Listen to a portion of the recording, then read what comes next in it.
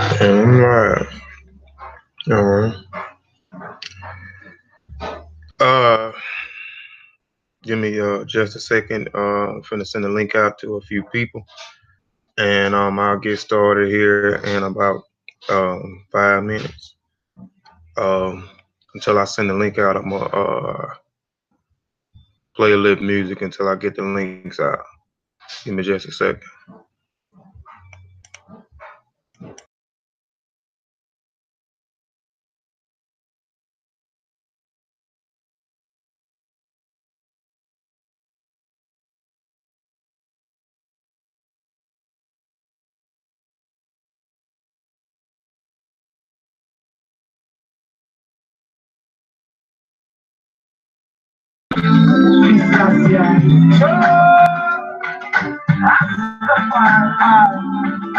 I'm body slavery right now. May I let my children go? Hey, I prepare, cause I'm coming home. I'm not prepared, cause we going home. I prepare, I and I coming home. People prepare, cause you're going home. The joy you bring you, my song I sing you, the fire within you, the sound continue, let's not begin you. We got to win you, passage you continue, still praise the king you. Got to be bold and brave, they call you, the fellas they call you. These slaves now look at you, with the length of days give praise. Fire out the blaze, I prepare, cause I'm coming home. Yeah, man, prepare, cause we going home. I prepare, I and I coming home. People prepare, cause you're going home. The people rights and justice, no schools, no jobs, the more they use the focus. They do some farming, they get up, no, me focus. Farming and can't touch this. Look for the need for the crowning of the king. That's the way you all should go. That's the first time ever you been gotta create. And I'm everything in my flow. I prepare, cause I'm coming home. Yeah, man, prepare, cause we going home. I prepare, I and I coming home. People prepare, cause you're going home. Yes, but they're propagandas, because they want to start that thing. And they backstab and they slander and they touch all sorts of things. No one the light of the world. What that thing? Burn down Babylon, they can't stop that thing. They always fight for us. They can't go make me frat. I come to lead the mass. I am a touch our redemption. I want Bubbles and teach the repatriation.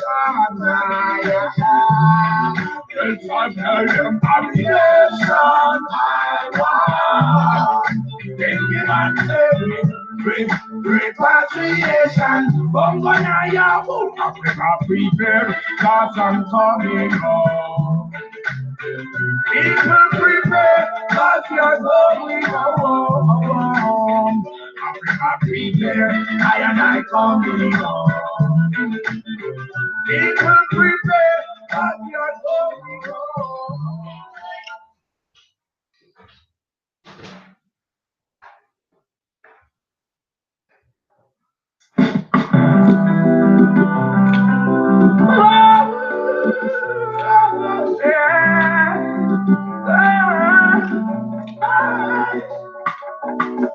Yes, you got to get going.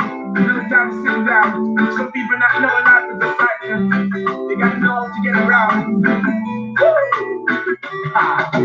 Yes, you got to be strong. And be all the best you can. The world is out there, conquer your parents. And down your way to love. Yes, you got to be strong. And be all the best you can. The world is out there, conquer your parents. And down your way to love. How you doing? Liberian citizens. Nothing come easy, you got to work hard, I'm telling you. Hope and pray for the best, cause I believe in you. Not like a stereotype, cleanliness intriguing, no big concentrate for my life. I'm proud of being here. Digital time on the floor, the system killing us, the shooting us, and we call it whatever we need. Show the work, but we got the struggles continues, yo. Check the conditions in which we're living, yo. I know what I'm giving, yo. That you have to be the winner. I think you're going to be not having a thing. Yes, you got to be strong, and be all the best you can. You want to come, you got to your best, and now you're ready to love. Yes, you got to be strong, and be all the best you can. You want to come, you got to your best, and now you're ready to love. People don't feel with expectation, that's fine with me. Opportunity comes but once, so it's time for me. I don't think up I have to call the sunshine for me. Something in the back of my heart keep reminding me. Keep on listening here when I call. There's good and that's to just be good and stand tall.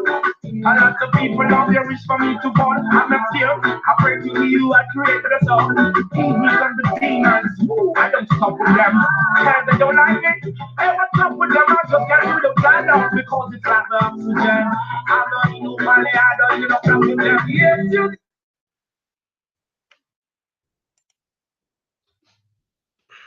All right, fam. I'm finna go ahead and get started. I know this kind of takes some time-consuming thing here.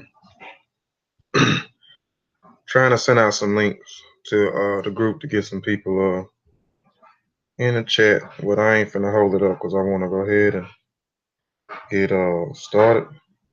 Let me get back to this here on here so I can see the chat.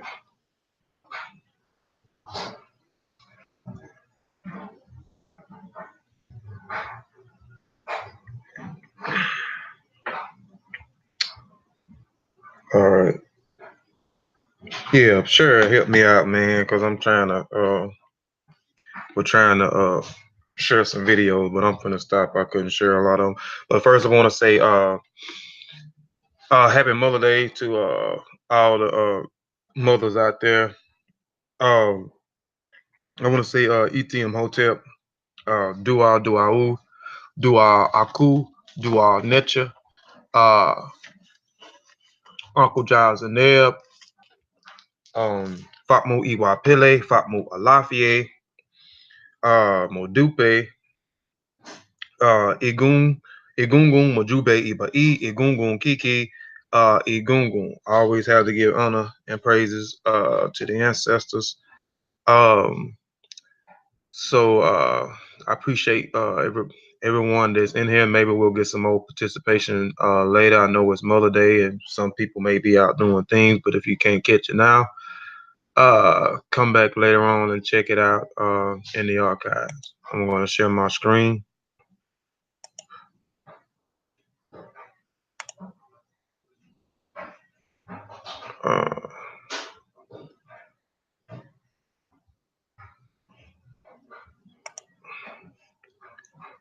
Just a second here.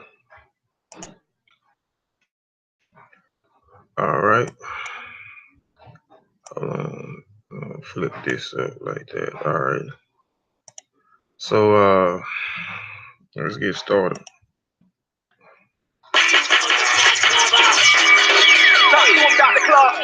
Call for the unity and the redemption of the African world. Salute them honorable Marcus. We are not ready to listen then. They might not have been ready then. There's wonder whether we are ready. Ain't no doubt about it. To listen. You ready, baby? No. Let's go. Yeah. Flag fly high. Flag fly high. Flag fly high. Black kiss in the sky with the side to side. The flag fly high. Come on. Flag fly high. Flag fly high.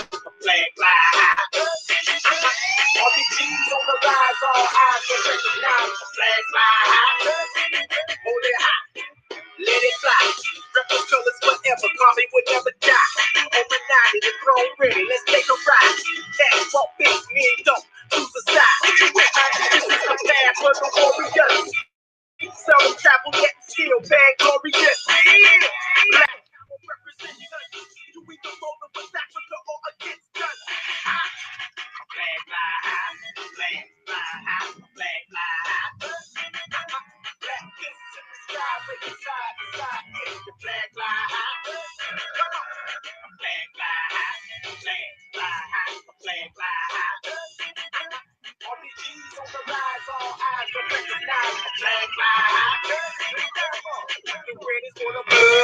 I got the best stock, the best got stood. The black is for the gods, melanated and elevated, holding the main charge.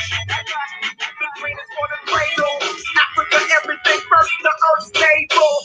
The second you see, put it together as a symbol of liberation. That's how we get the letters RBG. Flag fly, flag fly, flag fly. That is to the sky, but the side to side is the flag fly. Come on, flag fly, flag fly, flag fly. All you see on the rise, all eyes will recognize flag fly. It's flying high since 99. People army of no time. House grab on my design. We won't ready. Hard line, ain't no game for that red flame. Trip stage for that black thing. Revolution is my thing. If we free, I won't change. Then you can count on that like an advocate. Celebrate the victories and the challenges.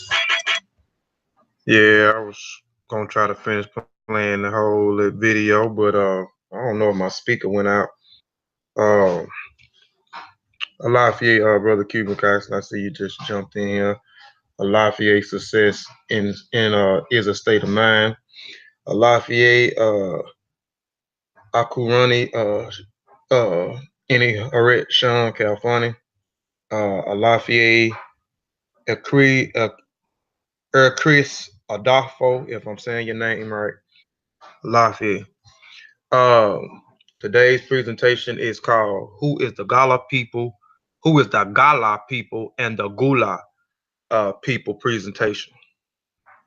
All right, let's jump into it. Now, this is a phrase that my brother Akurani Iniharet Sean Kalfani coined for the Masi Warrior Clan group. It is a phrase that we do before we do our presentations because we are at war with our history, or we are at war with our culture. We are at war with our traditions. So after this, I'm jump straight into the presentation.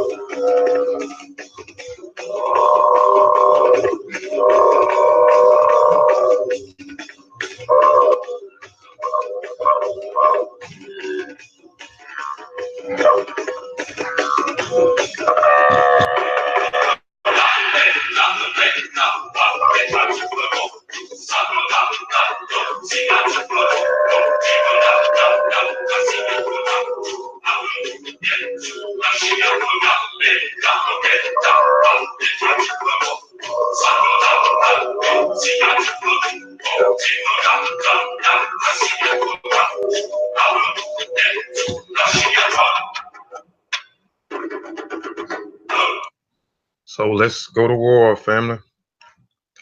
All right, this is a disclaimer. I always have to put a disclaimer out here before I get started. Hold on. Oh boy. All right. The disclaimer is I am not a teacher, but merely a student sharing information. And that information provided is for the educational purpose only. And if you are in doubt, do the research or have it verified by someone qualified.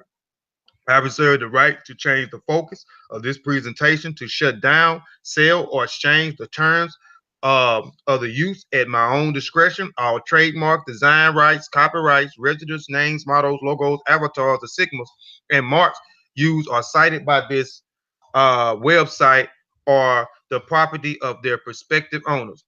I reserve the right to add information as it comes available and or adapt changes, improve information as it comes available in the future.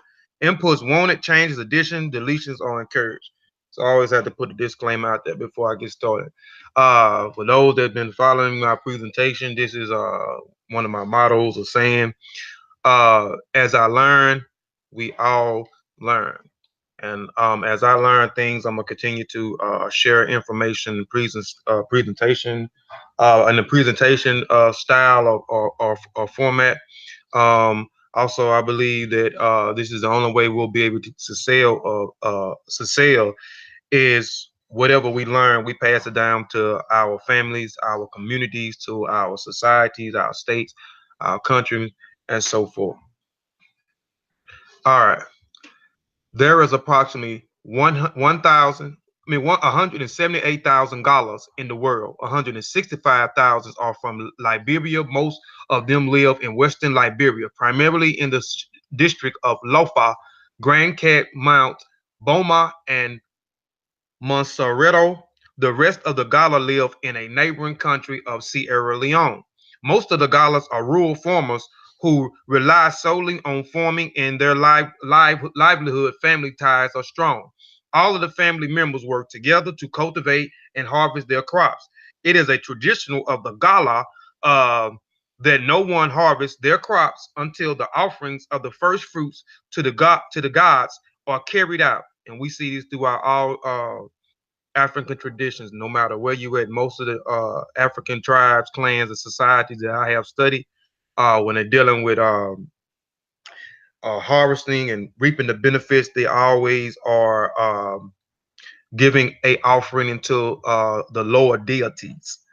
Um, Yearly yams and ground nuts harvests are also celebrated. During times of droughts, a village elder offers a prayer for rain for the god known as Dah.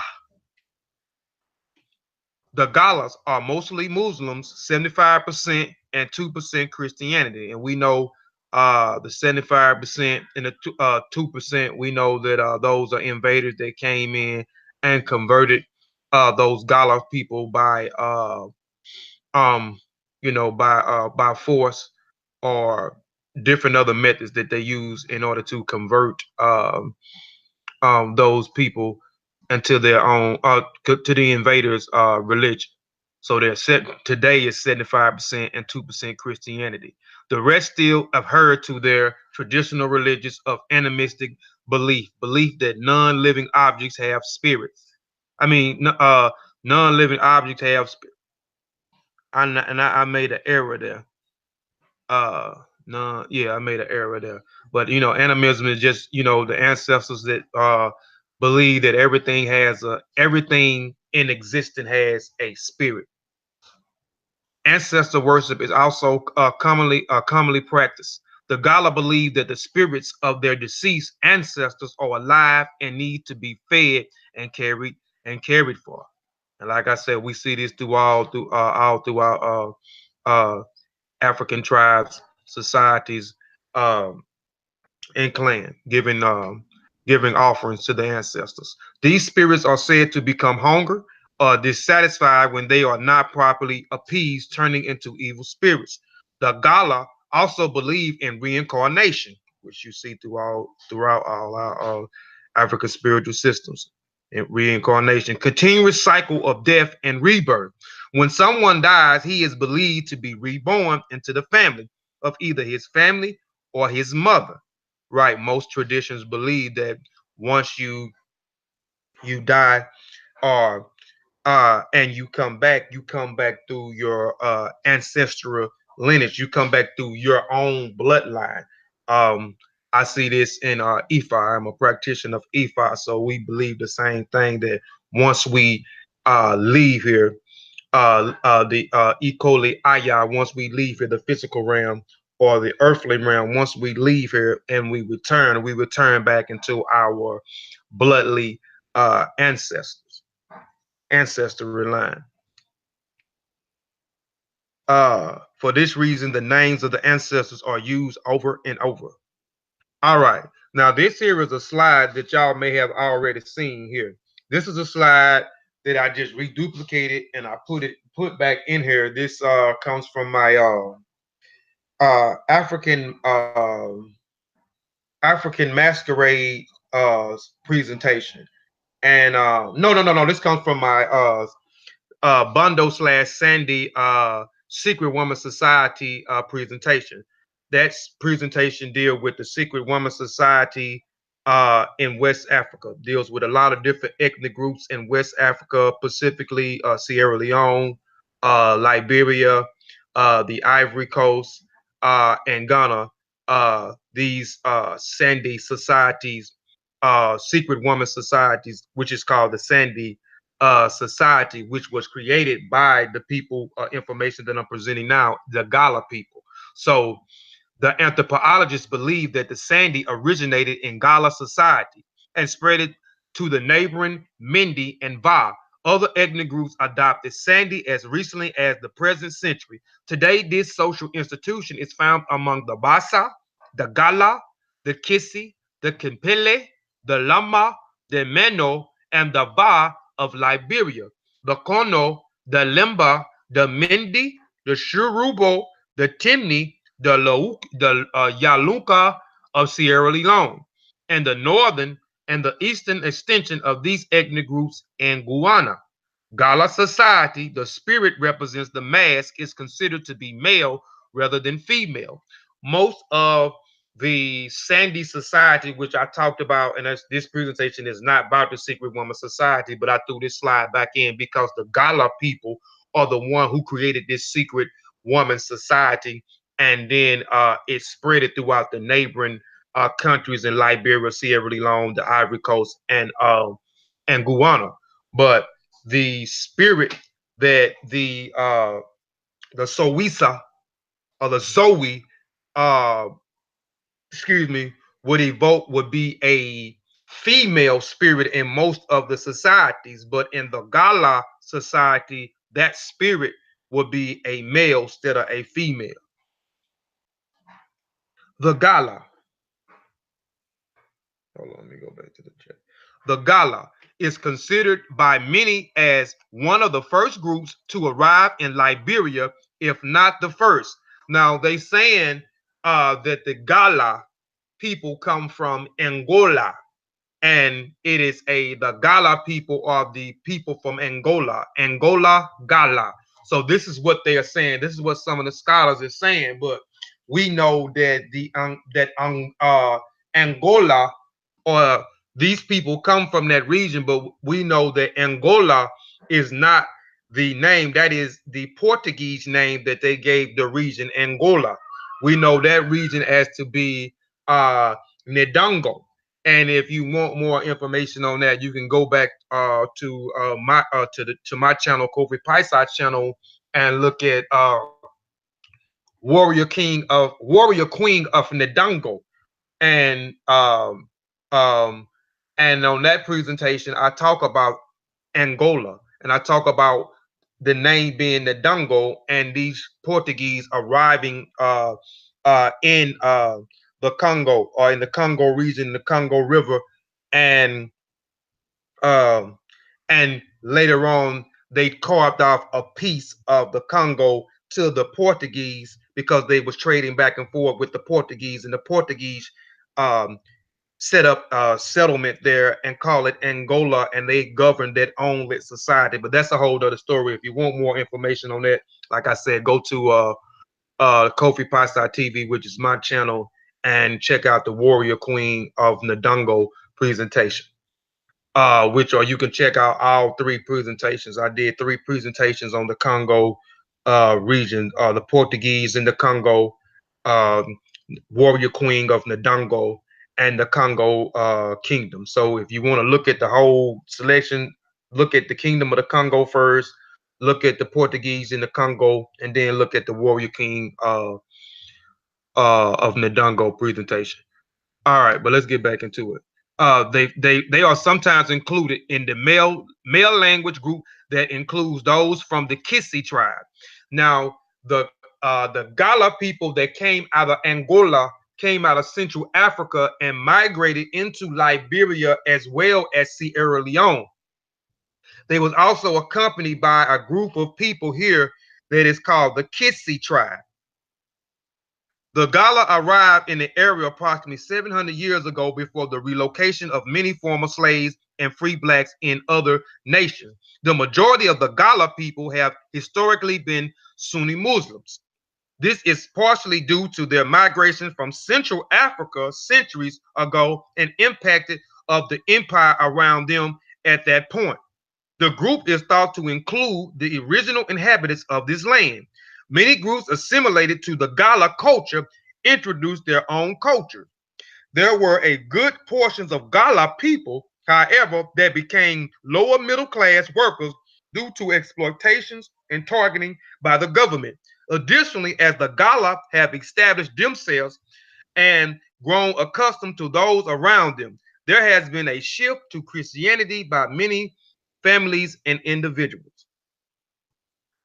Many Galas, many of the Gala people earn their living through traditional crafts and agricultural work. And family, I'm just going to paint a picture for you because this whole presentation is to show you how that the people in South Carolina in the United States and Georgia and parts of Florida or descendants from these people called the Gala people. And I'm going to show you, get you familiar. What I'm doing is trying to get you familiar with the Gala people that are from Central Africa who migrated into Western Africa, specifically regions of Sierra Leone and Liberia. So I'm trying to paint a picture to get y'all an understanding who the Gala people who the Gala people are before we go into the Gala people over here in the United States. So many of the Gala people earned their livings through traditional crafts and agricultural work. Crafts included blacksmithing, carving, and weaving. Many of the Gala artists that carve are sought after because of their skills and ability to make masks. Many of the groups are surrounded areas and tribes who have masks involving ritual seekings the Gala carvers to make their masks. So their Gala people also had a were specifically skilled in making these ritual masses, and we can see those ritual masses if you go to uh, some of the Sandy Society where they use these uh, these masquerade masks. So a lot of these guys carved and made these masks, and also so these guys were skilled uh, in bringing what they say power into the mask so that the masqueraders who wore the mask could have the power to evoke the ancestors, or the mask can be an intermediary between the physical world and the spiritual world. Many of the groups surrounding areas and the tribes who have masks involving ritual seekings of the Gala carvers to make their masks. Additionally, the Gala weavers are highly sought after to make traditional garments and ceremony gowns. So the Galas were also skilled in making a lot of the traditional garments and the ceremonial gowns as well. These specialized tasks have remained in the era because of their uniqueness and the passions of skills to the youth. Peace, peace, brother Jadar. Peace, no love for thug life. Peace, peace. Hotep, Ampu, Ma'at. Ampu Ma'at Ra. Trying to speak to everybody that comes in the chat. Peace, peace, peace. Share the video too, family. If y'all know some people that may appreciate this information, please share it to your page or share it to some groups that I may not be in. All right, Gala lifestyle. Many of the Gala people are farmers. And remember other Gala people are farmers. If you go back and you like a lot of these presentations that I've done are like intertwined. They are like part twos, threes, fours, fives, and six of other presentations. So if you remember when I did my presentation on the La Amistad and SyncPay. And even prior to that, with the Bondo, we talk the Bondo / Sandy presentation. We talked about Sierra Leone a lot. We talked about the Mende people. We talked about the Kissi people, the Kambala people, the Timni people, and so forth that's in Sierra Leone. So I talked about these people, these ethnic groups in Sierra Leone was actually former. There was, hold on one second. Come here, son. Come here.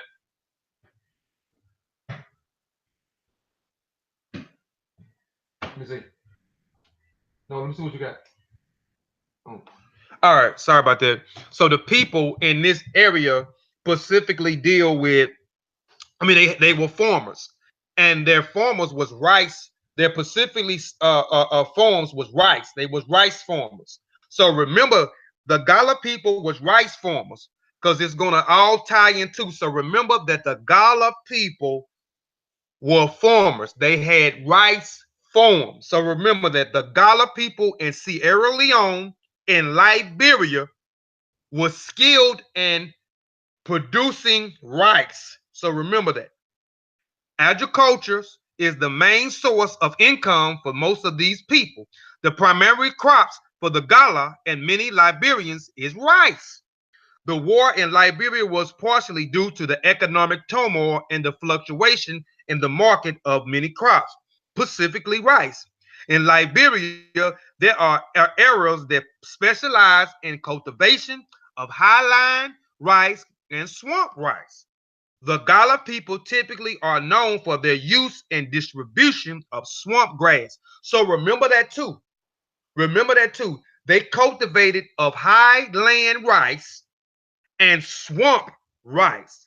So remember this. Now, these are areas of these highly swampy area, these highly forest areas. These Gala people were very familiar with these areas, and these areas was used for them to cultivate rice. So remember that.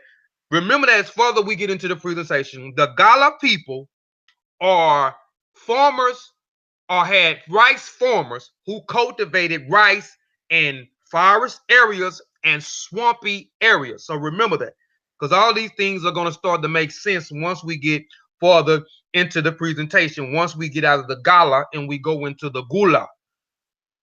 The Gala people typically are known for their use of this distribution of swamp grass. This is likely because of the nature of their habitants. Many Galas lived in and on the borders of the Gala forest before heavy development and cleaning occurred. This forced them to live in warm and swampy areas here. So the Gala people became immune to the swampy and the forest area at that time before it was cleared when they arrived there. So remember that as well when we get into the Gullah people, when we get into the region of South Carolina and we get into the Georgia and we get into Georgia. So when we get into the low land lines of these other areas that I'm gonna talk about, you're gonna see how the Gala people was already familiar with these swampy areas, these forest areas, and they was immune to certain things that was in these different swamp areas. So keep all these things that I keep reiterating in mind when we get to the Gala people. All right. In history, the Gala people would move from place to place and set up farms in areas according to the climate and water. As time went on, they developed farming systems with assistant farmings. There was initially no domestication. A family would first select a plot, and then underbrushing would occur to clear the land. This involved chopping trees down and clearing bushes. Crops were then planted, which included rice, corn, okra, and yams. The Gala had all of their crops together and carried out no individual planting. There was a distinction, however, between lowland rice, which was thrown into a swamp to grow alone, and highlands rice, which required more attention. Excess seeds was planted to account for the birds removing it. Many times the men carried out the clearing and the preparation for the fields, and the women were responsible for the planting and the yielding of crops. So keep those things in mind as well. So these Gala people was very skilled in uh cultivating rice on in the lowlands and as well as the highlands. So remember that. And then remember this picture. You can see the women here that is out in the field with these things, these baskets over their head with the ripe crops in their hand. And we're going to talk a little bit more about this picture or the tools that they use also out there in the field to cultivate this rice on their farms. All right. The Gala have many culture practices that have carried over into the modern area, although the land that the Gala inhabited has transitioned into new periods.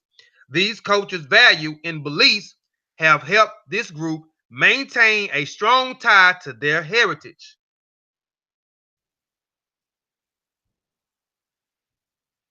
Men and women generally eat separately, with women waiting for men to finish before they begin. Individuals will hold their bowls or bowls or plates with the left hand. You can see over here on the side, they're holding it with the left hand and eating with their right. It is seen as disrespect if eating is carried out in an alternate manner. As people become men, a common method for validation of maturity is a urine test. An elder male will take a boy behind the house and have him urinate on the stone. If the flow of the young man urines is strong enough to move the stone, then he is viewed as being eligible for marriage.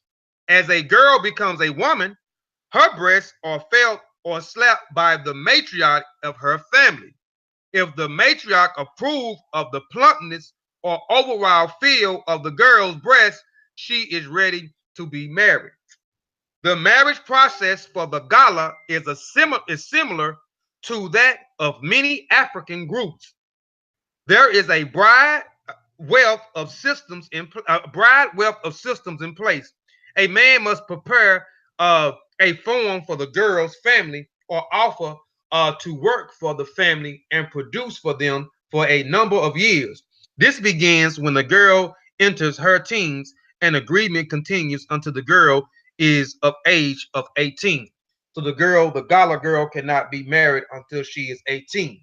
And the uh, man is going to take her hand in marriage. He has to either set up or prepare a form for the girls who he's going to marry family, or he has to offer work for her family and produce for the girl that hand in marriage that he's going to embark upon when she get a certain age. So he has to work a number of years for the woman's family, because a lot of the marriages are already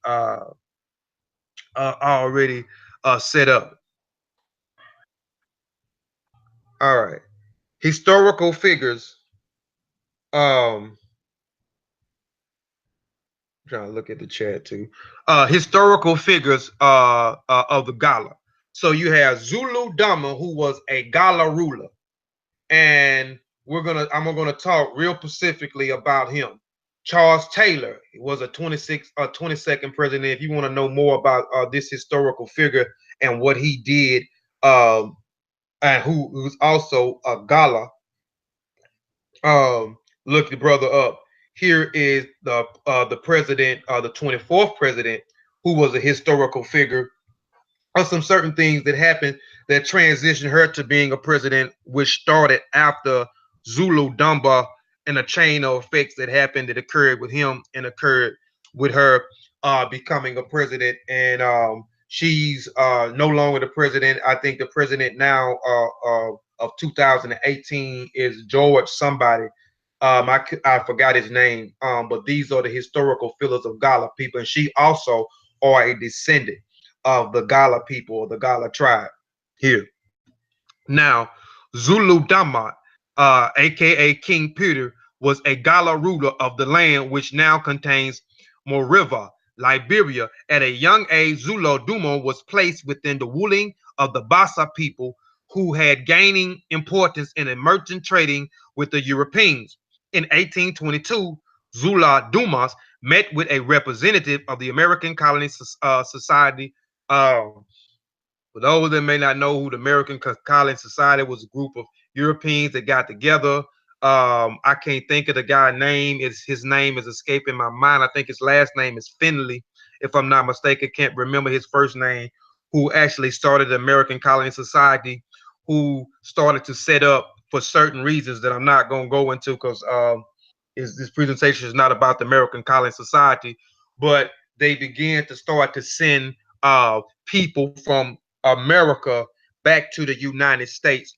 So they began to set up a settlement and start to ship Africans, Americans, or Africans in America, as I like to say, back to Africa, which was Liberia, including United States Naval Officer Robert F. Stockton, who wishes to purchase land on which to settle African American immigrants for the United States. A later possibly accounts of the meeting stating that Stockton forced Zulu Dumas to secede in the land at gunpoint.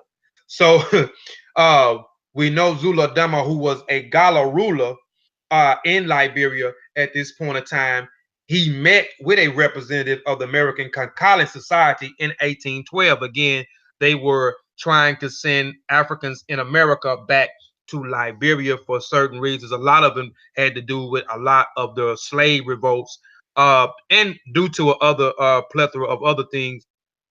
They wanted to just send them back. They didn't want them here in America, so they wanted to send them back.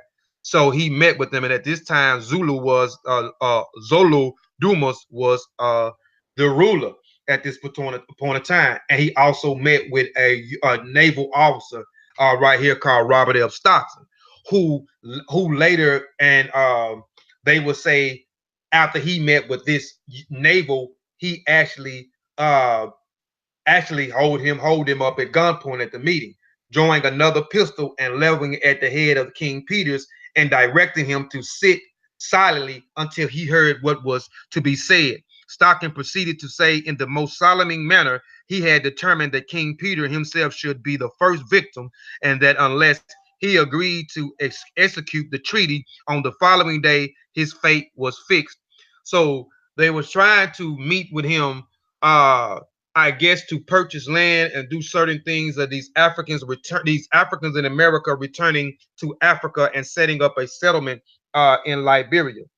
In 1822, the society established the West Coast Africa colony, and that was 1847 it became an independent nation. That's right.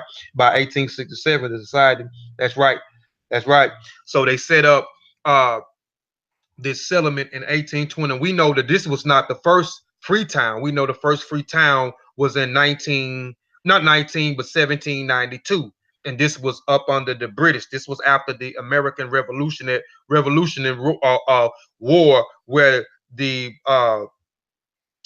uh, the Britons said that if they worked with them, the slaves worked with them in the war, then they will free them. So they worked with them, and then they went. They had a settlement set up in Canada, and then eventually they set a settlement up in Sierra Leone in 1792, which became Freetown, and a lot of the slaves left America and went into Sierra Leone. This was in 1792, and then in 1822 you had Liberia, where you had Africans in America now starting to go to Liberia. So at first you had Sierra Leone was the first, and then second you had Liberia.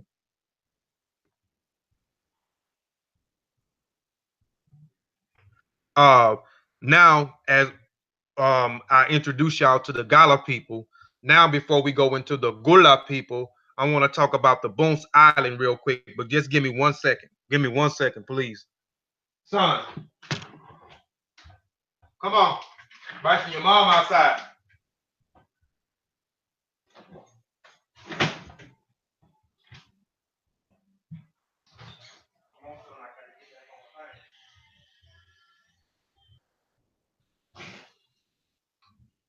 Get your bag.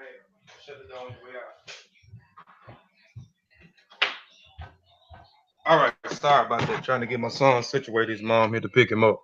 Now, hold on.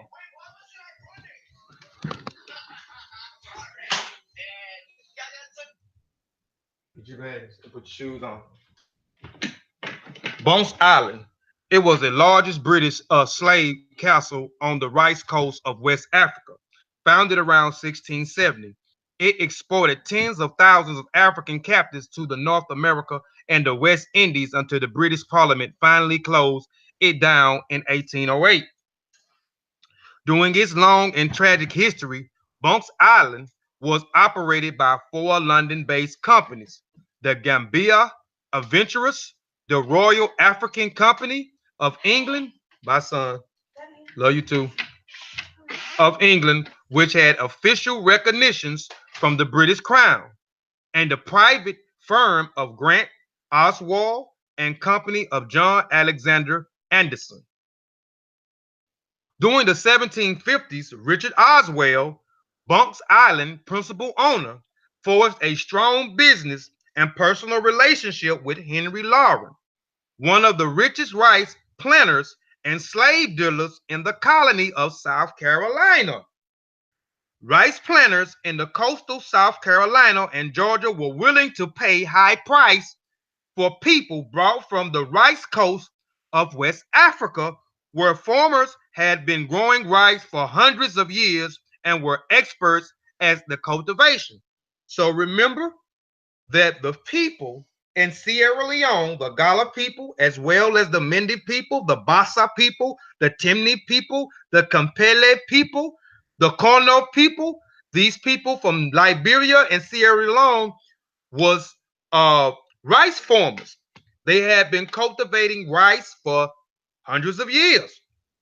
They had figured out how to become immune to certain diseases and so forth in the swampy areas, how to handle the swampy areas as well as the forest areas. So keep these things in mind. So so the Bunce Island is where a lot of these guys was transported to before they ended up in the Americas. And remember, it says Richard Osborne, he created a relationship with already one of the richest planters, slave dealers in South Carolina. He established a relationship with him. South Carolina, Georgia were willing to pay high price for people brought from the rice coast, and that Sierra Leone and Liberia was considered the rice coast. They call it the rice coast. The rice coast of West Africa, where farmers had been growing rice for hundreds of years and were experts at the cultivation. Africans' rice growing known how was essential to prosperous in the American rice industry. Henry Lauren acted as Bunce Island business agents in Charleston, receiving a castle human cargo from Sierra Leone and advertising and selling the African captives at auction. Lawrence took 10% commission on each sale, returning profits to Osborne in London, often in the form of rice paid by South Carolina planters. Now here is Richard Osborne. Here is an individual that I was talking about. He was one of the owners. You had several owners of the Bunce Island. You had different companies that was over Bunce Island in the beginning. Certain things happened later on, and then you had these wealthy businessmen who came and bought Bunce Island. And Richard Osborne was one of the individuals who bought it and created a relationship with this individual in the United States. So I'm just leave this pause here because I'm not gonna read who it is, but this is a picture of Roswell. Richard Oswell. Now here is the individual here who he established a relationship with, Henry Lawrence, who was a slave trader. You know what I'm saying, a rich slave trader. You know what I'm saying, had rice plantations, and once they established a close relationship, Henry was the one who would take his boats and set sail to West Africa to Bunce Island, where our ancestors were kidnapped from Sierra Leone as well as Liberia, and taken to Bunce Island, which is off the shores of Sierra Leone, and kept there, and then shipped off to North Carolina and Georgia. These were the specifically places, and we're going to get into why they were shipped to these specifically areas, why they wasn't shipped to uh, uh, Oklahoma or Mexico or these other different places. Why they wasn't shipped there? They was shipped to uh, North Carolina and Georgia for a specifically reason. So you can go back later on and pause it if you want to read about Richard Oswell, and you want or you want to read about Henry Lauren. I'll keep it here for just a second, and then I'm gonna move forward. You can go back later on through the archives, pause it, and read the information on it. I'm not gonna read the information on it.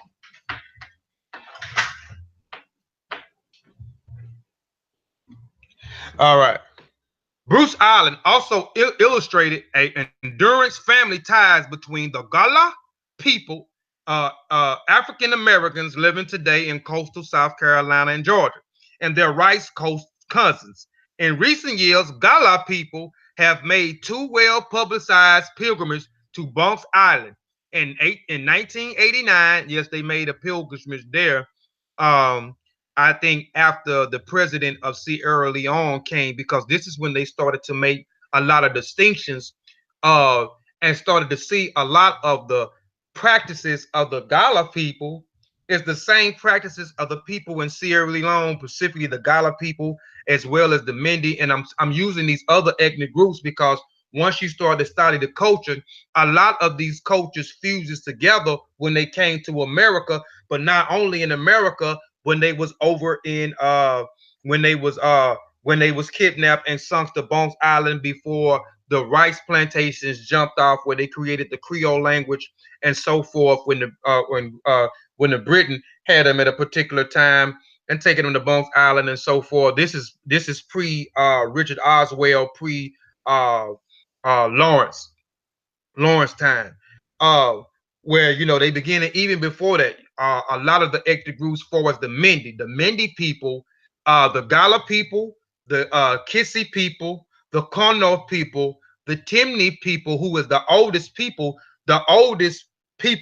in Sierra Leone before the Gala people, before the Mende people, before the Kissi people even migrated into these areas.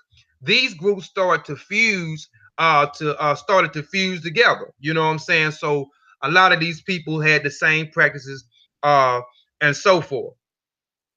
But in 1989, the Sierra Leone president came. No, I think it was might have been 88, and then they made a pilgrimage because once they found out that the people that's in South Carolina and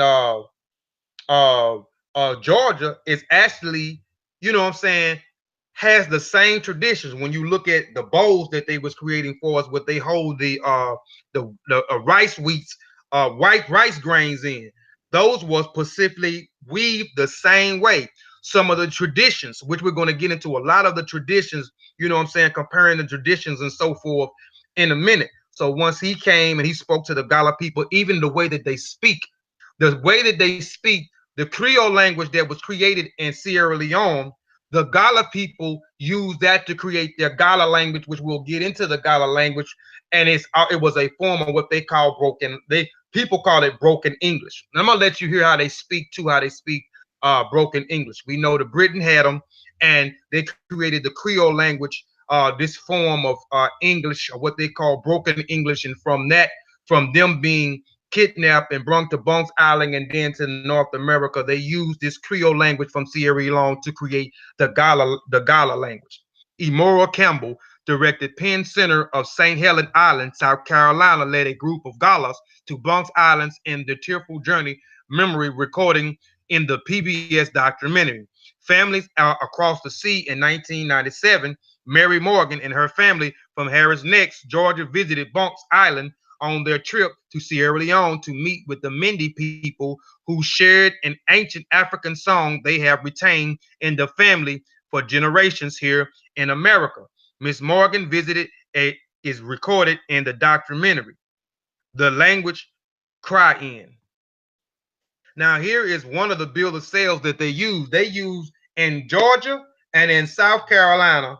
They use a uh peace hotel Satep and Ra. They used a they targeted a certain group of people from Africa.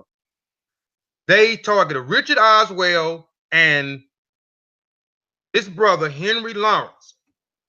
They targeted a group, a specifically group of people. They could have went other places in Africa to kidnap, enslave, and bring them to the Americas. But specifically in South Carolina and Georgia, they specifically went out after a certain group of people, and that was in Sierra Leone and Liberia.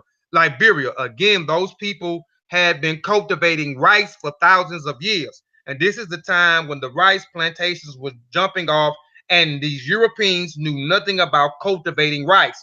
So they targeted a certain group of people and went after them.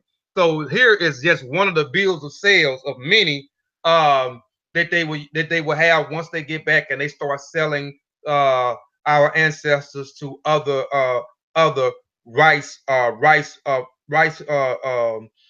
plantations. And it's just a cargo of 94 prime health Negroes consisting of 39 men, 50 boys, 24 women, and 6 girls just arrived in the Bagata de Mara, Francis Barra, Martha from Sierra Leone. So they target a certain group of people from Sierra Leone because they had a specific skill, and that was cultivating rice. They had been cultivating rice for hundreds of years, which I showed you with the Gala people. So now that I painted a picture and y'all know who the Gala people are, the Gala people are from Central Africa. They say they are from Angola, or they are Angolians. Hence the word Gala, Gola, Gala. But I'm telling you that before the region was called Angola, it was called Nidongo.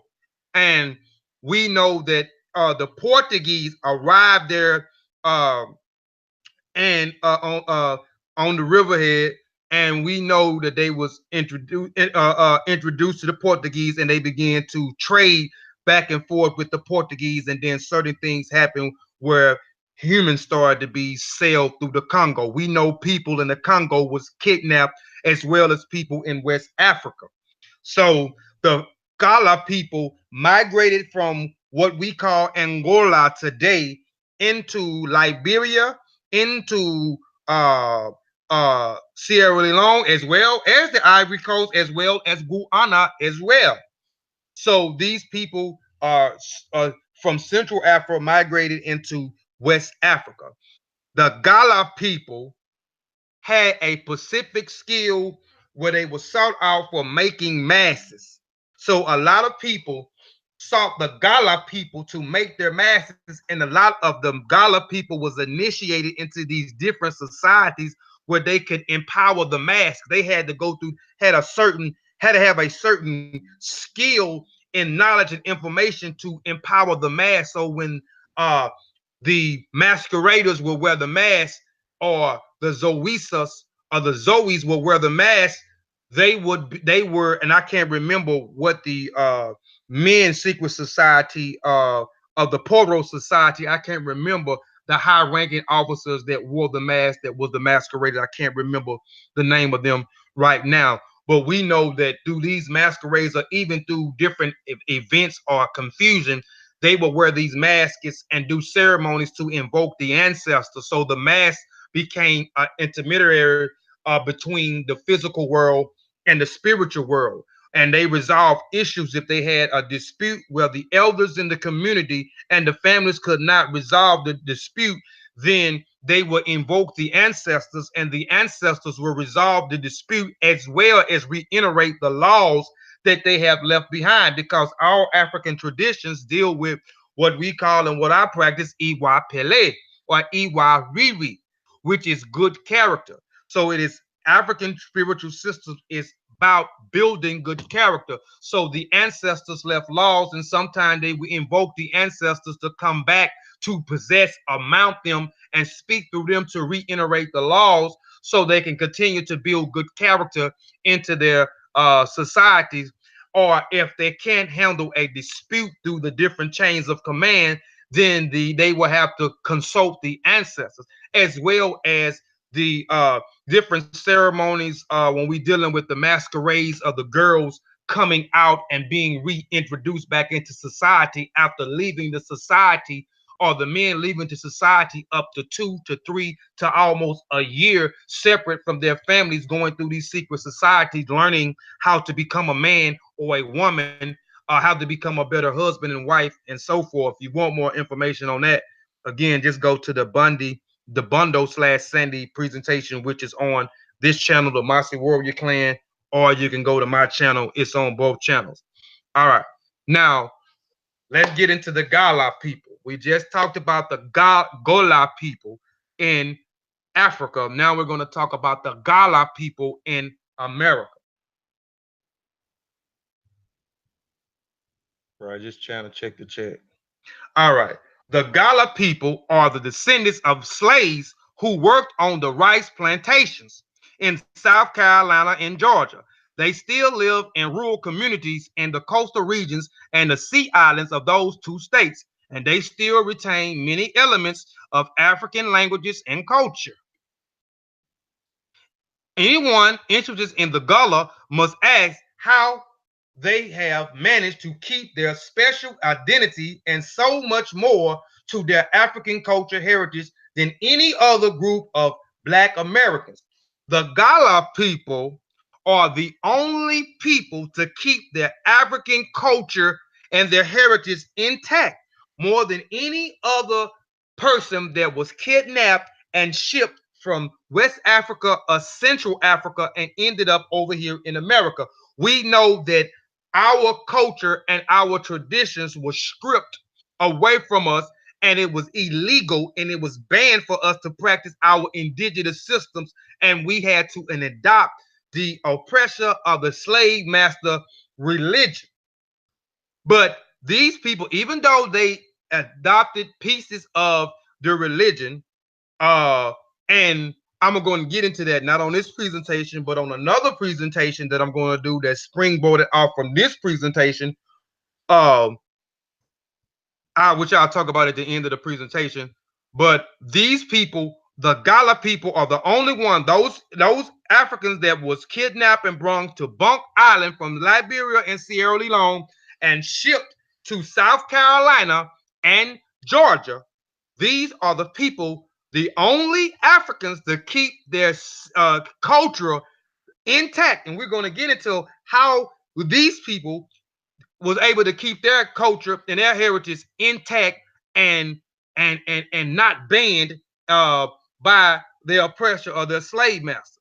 The answer is to be found in the warm semi-tropical climate in coastal South Carolina and Georgia, which we're going to get into. Remember, I was telling you to remember that the Gala people in Sierra Leone and Liberia have been cultivating rice for over 100-some years on the highlands and the lowlands, the forest area and the swampy area. They understood the swamps as well as the forest wooded area. And this is where they cultivated the rice due to the climate, the moisture in the ground, perfectly for the rice and so forth.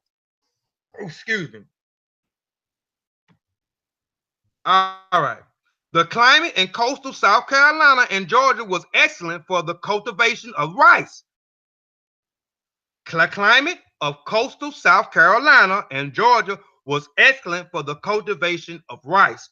So this is the reason, one of the reasons why Oswell and let me go back because I can't remember that European name, Henry Lauren. Remember Roswell, this individual here, Richard Oswell, and this individual here, Richard Oswell, later on became a owner. There were several owners of Bunce Island. He was one of the owners. He established a friendship with this individual here who was in the United States. Richard Oswell was from London. Henry Lawrence was from the United States. Now, with the relationship, Henry Lawrence was already a slave trader. He began to develop his wealth more by having rice plantations. So Richard Oswell owned Bunce Island. So their specifically duty was to kidnap the people from Sierra Leone and Liberia and bring them to Bunce Island and have them shipped off. Where Henry he set sail over there specifically to get those people from Bunce Island and bring them specifically to South Carolina and Georgia because of the climate that was there and the sea levels where South Carolina and Georgia was specifically at.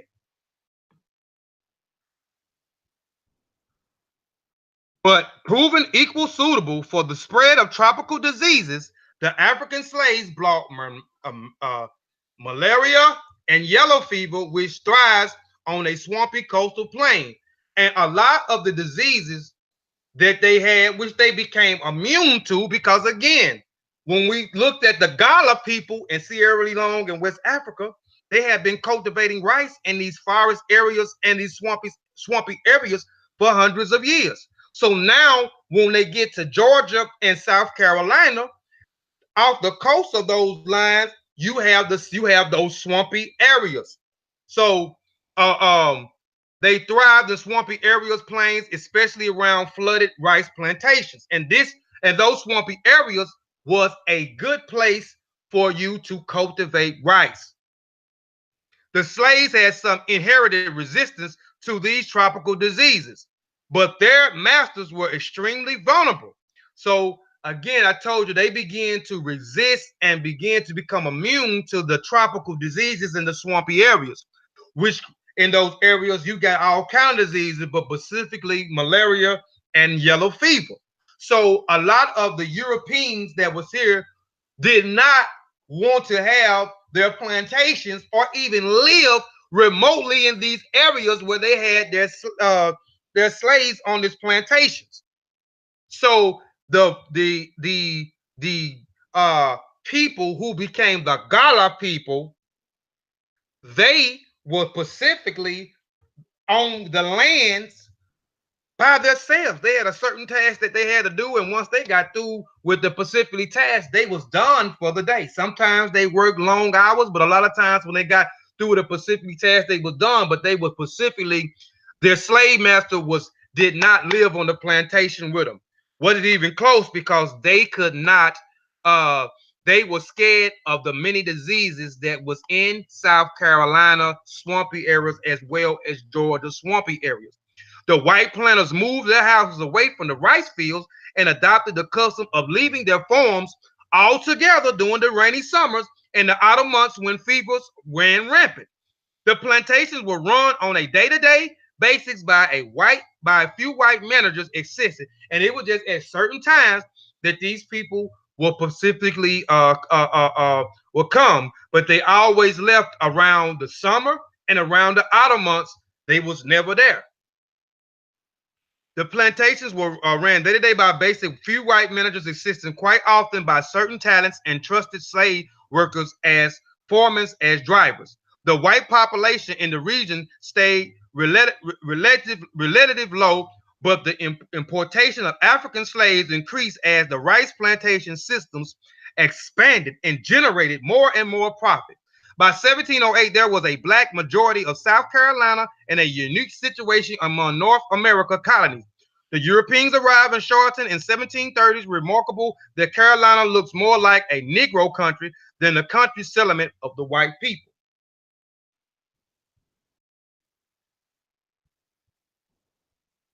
All right. Indeed, rice is what forms the special links between the Gala and the people of Sierra Leone. Remember, I said that the Gala people are descendants. the Gullah people are descendants of the Gala people. So we talked about the Gala people first. Now we're talking about the Gullah people. So I was trying again, and I'm just reiterating some things for those that may have just came in. My first few slides was about the Gala people in West Africa, or the Gala people, or the Angolian people who was in Central Africa, who migrated into Sierra Leone, Liberia. They went to Senegambia, they went to Gambia, Ghana as well. But specifically, they were in Liberia and in Sierra Leone. And we know that they had been cultivating rice for hundreds of years. They had rice, they was rice farmers. We know that Oswell, who was a owner of Bunce Island that was outside the coast of Sierra Leone, where they were specifically kidnapped, the Gala people, as well as other ethnic groups who all merged together, the Mende, the Gala, the Kissi, the Timni, the Kono, and other groups was together, and they was also specialized in this skill of cultivating rice, was took into Bunce Island. And you had Lauren, who was a friend of Oswell, who established a bond and went straight into a specifically area to kidnap these people from what they call the rice coast of the Windward Coast, which is Liberia and Sierra Leone, because of the skill set they had of cultivating rice, and brought them to Georgia and South Carolina because of the climate area. It was perfect. It had swampy areas, forest areas, just good for them to come and cultivate rice on these rice plantations. But Americans knew. Hold on. South Carolina and Georgia discovered that rice would grow well in the moist, semi-tropical countries bordered to the coastlines. But the American colonists had no experience with cultivating of rice, and they needed African slaves who knew how to plant, harvest, and process this difficult crop. The white plantation owner purchased slaves from various parts of Africa, but they greatly preferred slaves from what they called the rice coast of the Windward Coast. The traditional rice growing region of West Africa stretches from Senegal down to Sierra Leone and Liberia. The plantation owners were willing to pay high prices for slaves from that area. The Africans from the rice coast were almost certainly the large groups of slaves imported into South Carolina and Georgia during the 18th century. They didn't want no other Africans but from those regions, Sierra Leone and Liberia, because they was masters at cultivating rice, masters at and immune to being in these swampy areas, these forest areas that had host all kinds of diseases such as malaria and yellow fever. And this is the reason why when they was brought here, that the slave owner did not stay on the slave plantations that was in these swampy areas and forest area, because they were scared of the diseases that was in this area.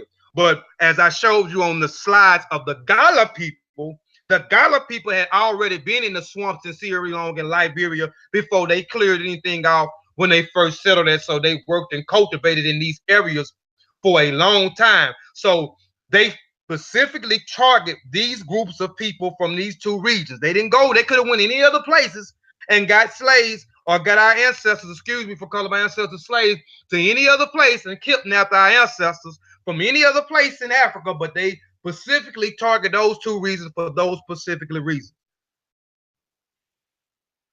Hold on. All right.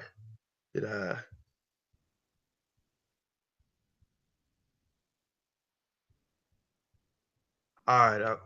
The isolation of the Gala community lasted throughout a period of slavery and continued even after the U.S. Civil War in 1860 to 65 and the emancipation of the slaves. And I'll get into that a little bit later. After the Civil War jumped off, we know the Civil War jumped off after the slaves was our ancestors was freed in 1863, and then officially freed with the Emancipation Proclamation of 1865. We know the North went to war against against the South, and certain things happened with the Gullah people when they became free, which they was already not, you know, well on their own anyway, because again, their slave master didn't even stay on the plantations, and the slave masters wasn't there during the summer times, and he wasn't there during the autumn times, and they had a few individuals who would come uh during the winter time. The emancipation of the slaves. The Gullahs on the mainland continued to work on their rice plantations as a wage labor after gaining their freedom. But the rice economics of the South Carolina and Georgia collapsed after about 1890 due to the competition with rice farmers farther west in Louisiana, Arkansas, and Texas. By 1900, the rice plantations were all abandoned, and the fields were returning to swampy lands. The Gala people were left in the area of little commercial importance and a little interest to the outside world. And on the sea lands, and also too, them not having, they was on the coastlines. They was in these swampy areas, so they wasn't even close to the towns. So they was isolated from everybody, the slave masters and even other settlements in town. They was isolated. So this is another reason why this group is the only group of people to ever come to America to hold on to their culture and their traditions, because of they was isolated from the settlements, because from the settlements, as well as isolated from their slave masters. So they was able to keep and hold on to their African traditions. And we know most of the people that came here, they are they was they could not practice their digital system. It was banned. It was out. It was outlawed. The Gullahs mainland continued to work on the right. Hold on. All right, I read that. On the Sealand Islands, the rice and cotton plantations was abandoned after the Civil War, leaving the Gala in one of the most geographical isolated regions in the United States. The first bridge was not built until 1920s. So we know that they was brought here in the late 17th century. They was there 17th century or the early 18th century, and then in 1920, the Gala stuff, certain stuff started to happen where certain people started the Europeans. You will see that at first when they started, Europeans didn't want to have nothing to do with those regions, but for those that they kidnapped to cultivate the rice on their rice plantation, they didn't want to live there. The Gala people were isolated.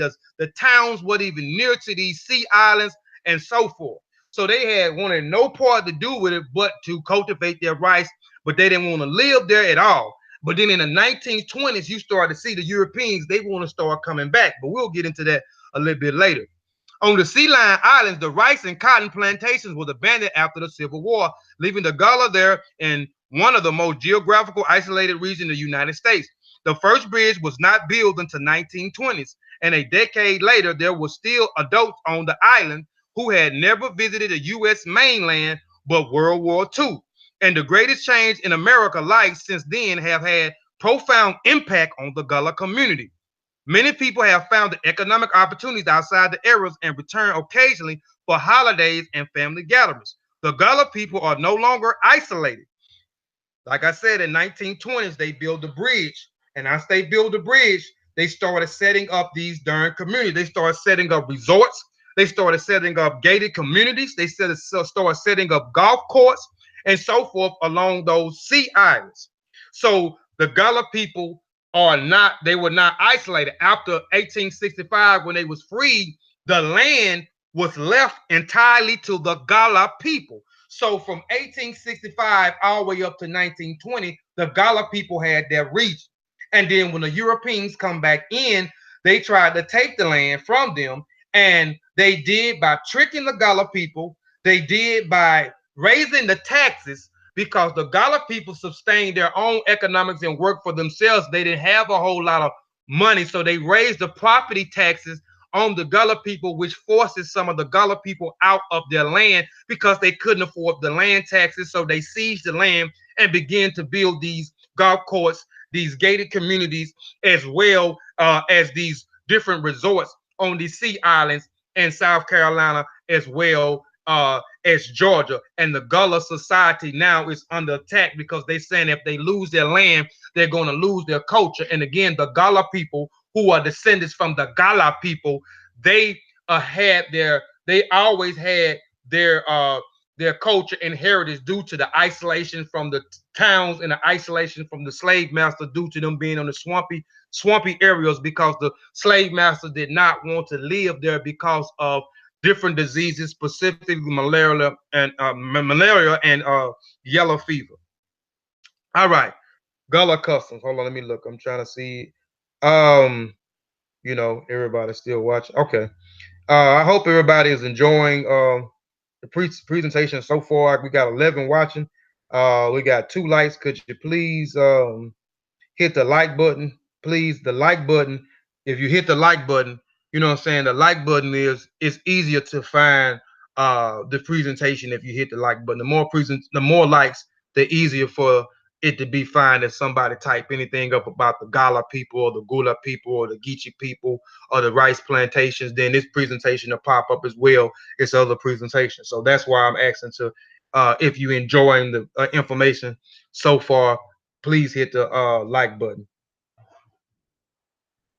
All right. I appreciate that. Success is a state of mind.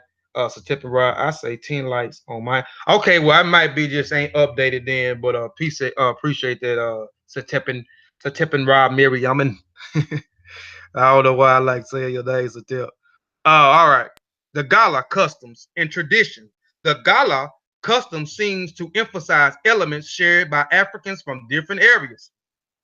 The Gala ancestors were, after all, coming from many different tribes or ethnic groups in Africa. Those from the Rice Coast, the largest groups included Wolof, which is in Senegambia, the Mendika, the Fula, the Baga, the Susu, the Limba, the Timni, the Mende, the Va, the Kissi, the Campella, etc. These are some of the names I named. I named the Timdi, the Mende, the Va, the Kissa, the Campella, the Baga. They didn't have the Bassa, but the Bassa was one. Limba and a few others were one. These were a group of people that all was kidnapped from Sierra Leone, who all was rice farmers.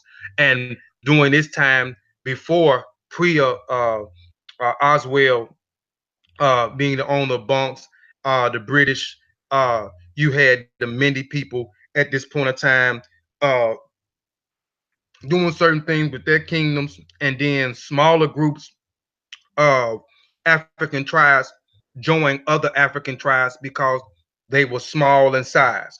So a lot of them joined the Mende and the Gala people tribes. And then a lot of them that was kidnapped from Sierra Leone was out of these ethnic groups who all family and kindred anyway, because they all came together again due to some of them were smaller clans, so they just merged and fused with other different tribes. And when they got over here, they developed their own language called the Gala language, which comes from the Creole, which the British, we know that every time our ancestors are kidnapped or colonized by a group of European, if they was colonized or kidnapped by the Portuguese, they would learn to speak their tongue, Spanish. If they were colonized by the French, they would speak French. If they were colonized by the British, they would speak English. So when the British was there in Sierra Leone and Liberia, they began to speak English, but they created a language called Creole, which a lot of scholars call broken English. And then those people that created the broken English, when they was kidnapped and brought to America, they took that Creole language and they developed their own Gala language, which they still call broken English, which I can't really understand, but they say it's English. And I'm gonna show you a video of them actually speaking the Gala language, or this Creole language that they created, this African language that they created. But they were also brought from the Gold Coast, Calabar, Congo, and the Angola. Because again, remember the Gala people, Gola, the Gala people that we talked about on my first maybe 8 or 9 slides, just trying to get y'all to know who the Gala people is from Central Africa who migrated into Liberia, Sierra Leone, Senegambia, and Ghana, but specifically Liberia and Sierra Leone. You know what I'm saying? The Gala people, that's who they're talking about. The Gola says slaves adopted beliefs and practice there were familiar to Africans from these widely separate regions. In most cases, therefore, we cannot say that the particular Gala custom is from a particular Western African tribe. No, we cannot say, because again, you got the Mende, you got the Tini, you got the Ba, you got the Kissi, the Kampala, the Busa, the Basa, the Limba, the Mandinka, the Wolof, and so forth. All of these customs, some of them merged together, but they merged and synchronized their cultures together. So there was a multiplicity of African traditions that the Gullah people practiced in Sierra Leone and Liberia, where these ethnic groups of Africans were kidnapped from because of their skill set in cultivating rice. We often point more generally to West African, West Sudan, rice coast, and the Gullah traditions are not, of course, purely African. The Gullah slaves borrow practices from their white masters, so they did borrow a few things from their white masters. Peace, peace, peace. Sute Kuru. Happy Mother's Day to any moot in the chat. Peace, peace, peace. All right. The Gala. The Gala burial custom begins with a drum beating, and we know everything that our ancestors did. Drums was present. Masks were present. Singing was present. Praying was present. These things was in modern was always in the everyday life. No matter what we did, these things was always there. And for more information on that, I know people get tired of me plugging. You can look at my African drum presentation where I talk about so many different drums. I go through so many different drums and the African tribes who created these drums, what region it's from, you know, how the drums is the heartbeat of the community, how it was intertwined with everything that they did. You can go to Kofi Fireside TV if you want to check that presentation out if you hadn't already seen it.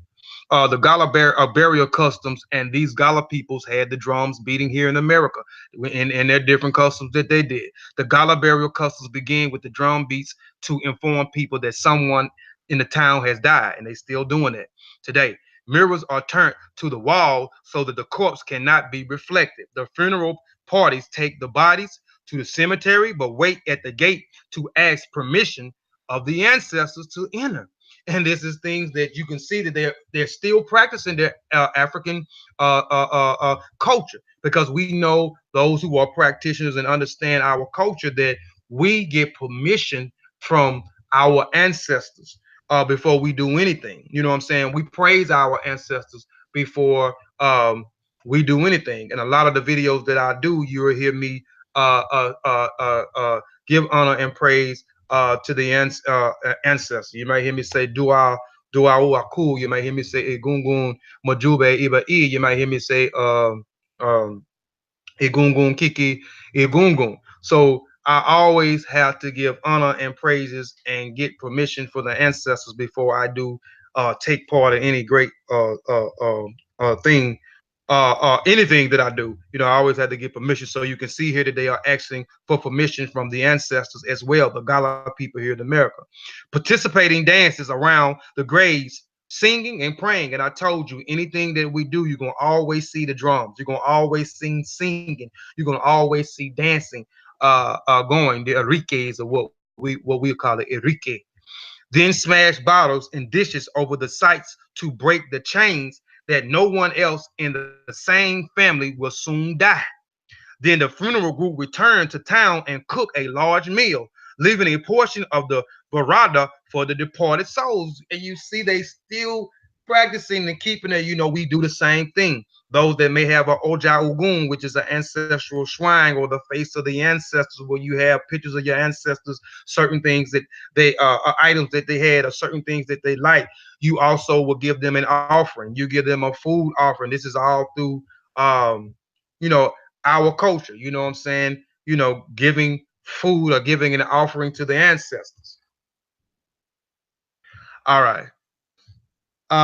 In slavery days, some Gullahs called this cooking ceremony saraka, a term derived from Arabic or familiar with most West African, and we know that The Gala now is 75, which I showed you on the slide. It's 75% uh, practicing Islam and 2% practicing Christianity, and the other 20 some percent is still practicing their indigenous system in Sierra Leone and Liberia.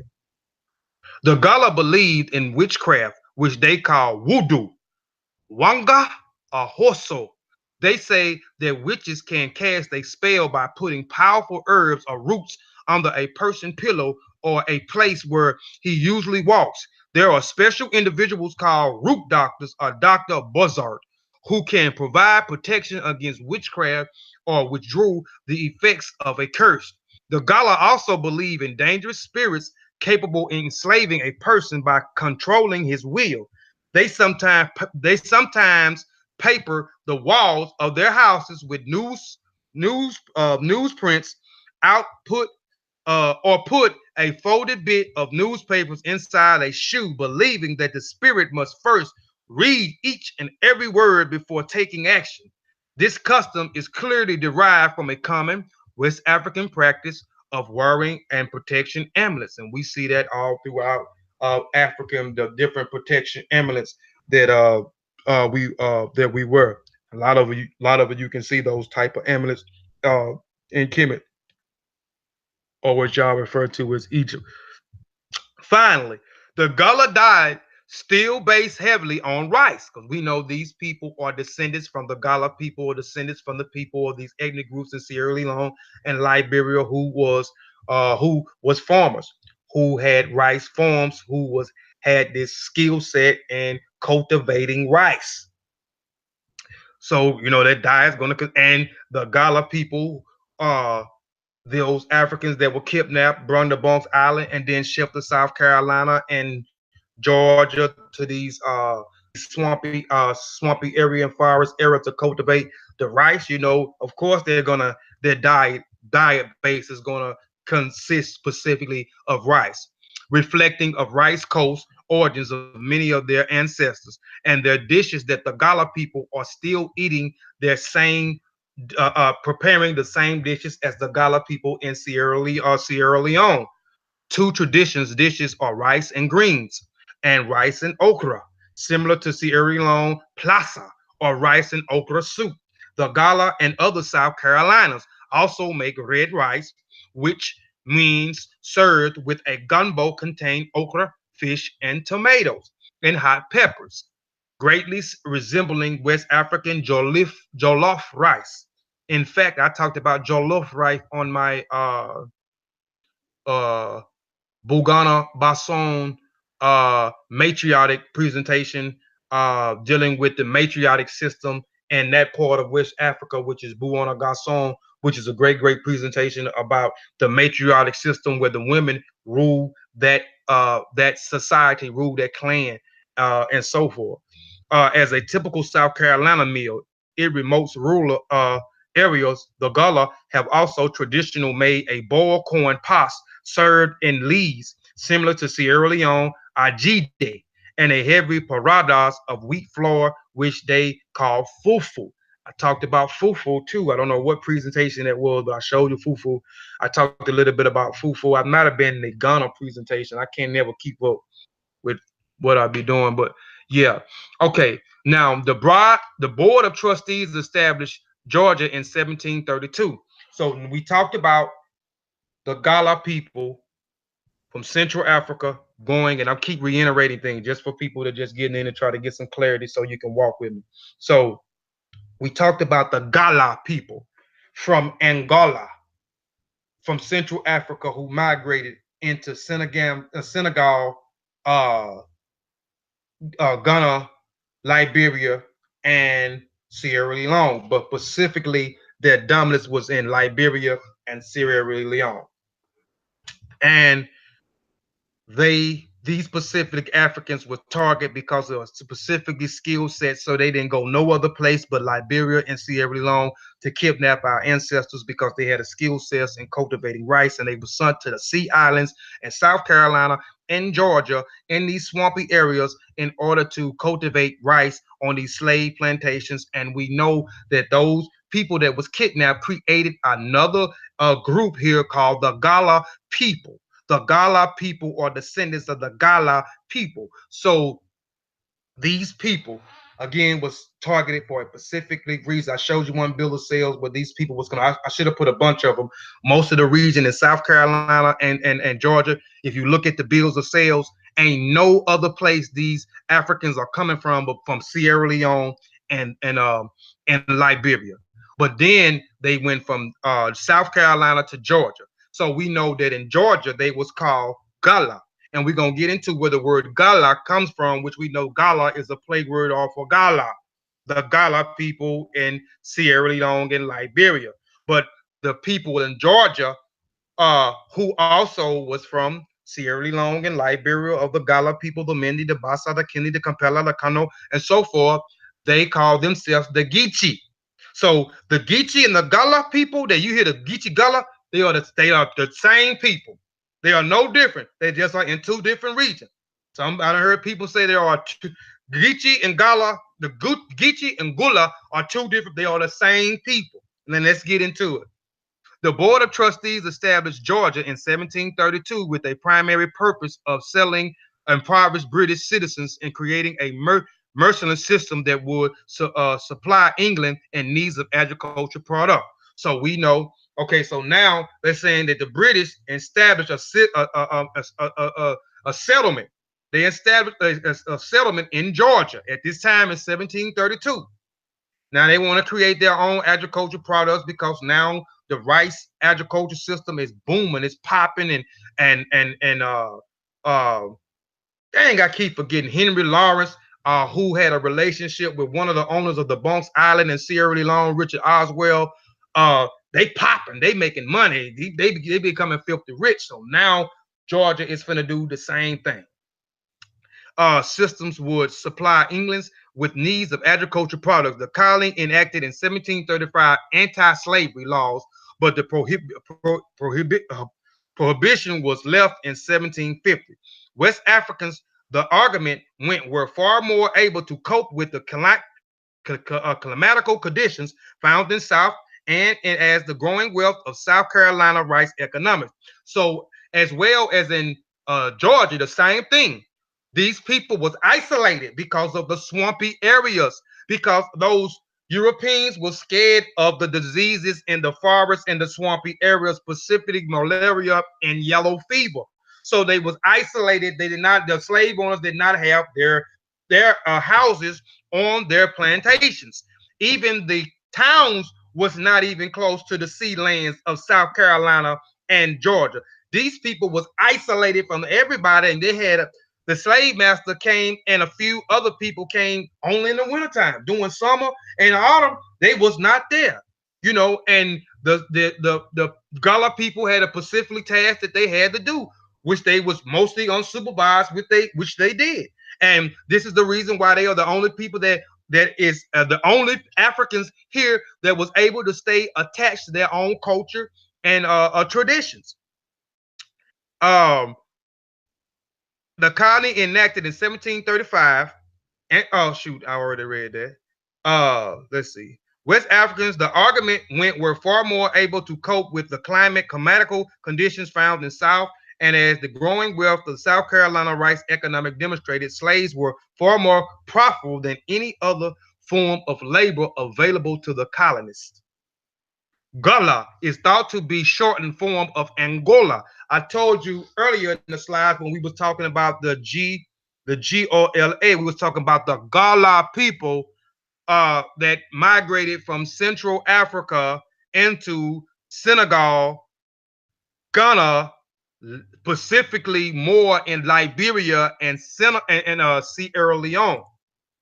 Now, again, Angola is a name that the Portuguese came up with. And that region was called Ndongo. And we know that the Ndongo was changed to Angola. Angola was a settlement of the Portuguese who came in, who was establishing trade with the people in the Congo. So they were selling trade, and then later on they began to start selling or trafficking humans because they no longer wanted to swap trade think gold, copper, and other things with the people in the Congo. They wanted human bodies for their sugarcane plantations. And that's a whole nother story. And if you want that, again, go to kofiprice.tv or on this channel here, Mighty Warrior Clan, and look at the Portuguese and the Congo presentation. And it goes specifically in that. I talk about the name. I talk about the settlement Angola being established, what year, the first governor of that settlement, who came in after that, and so forth.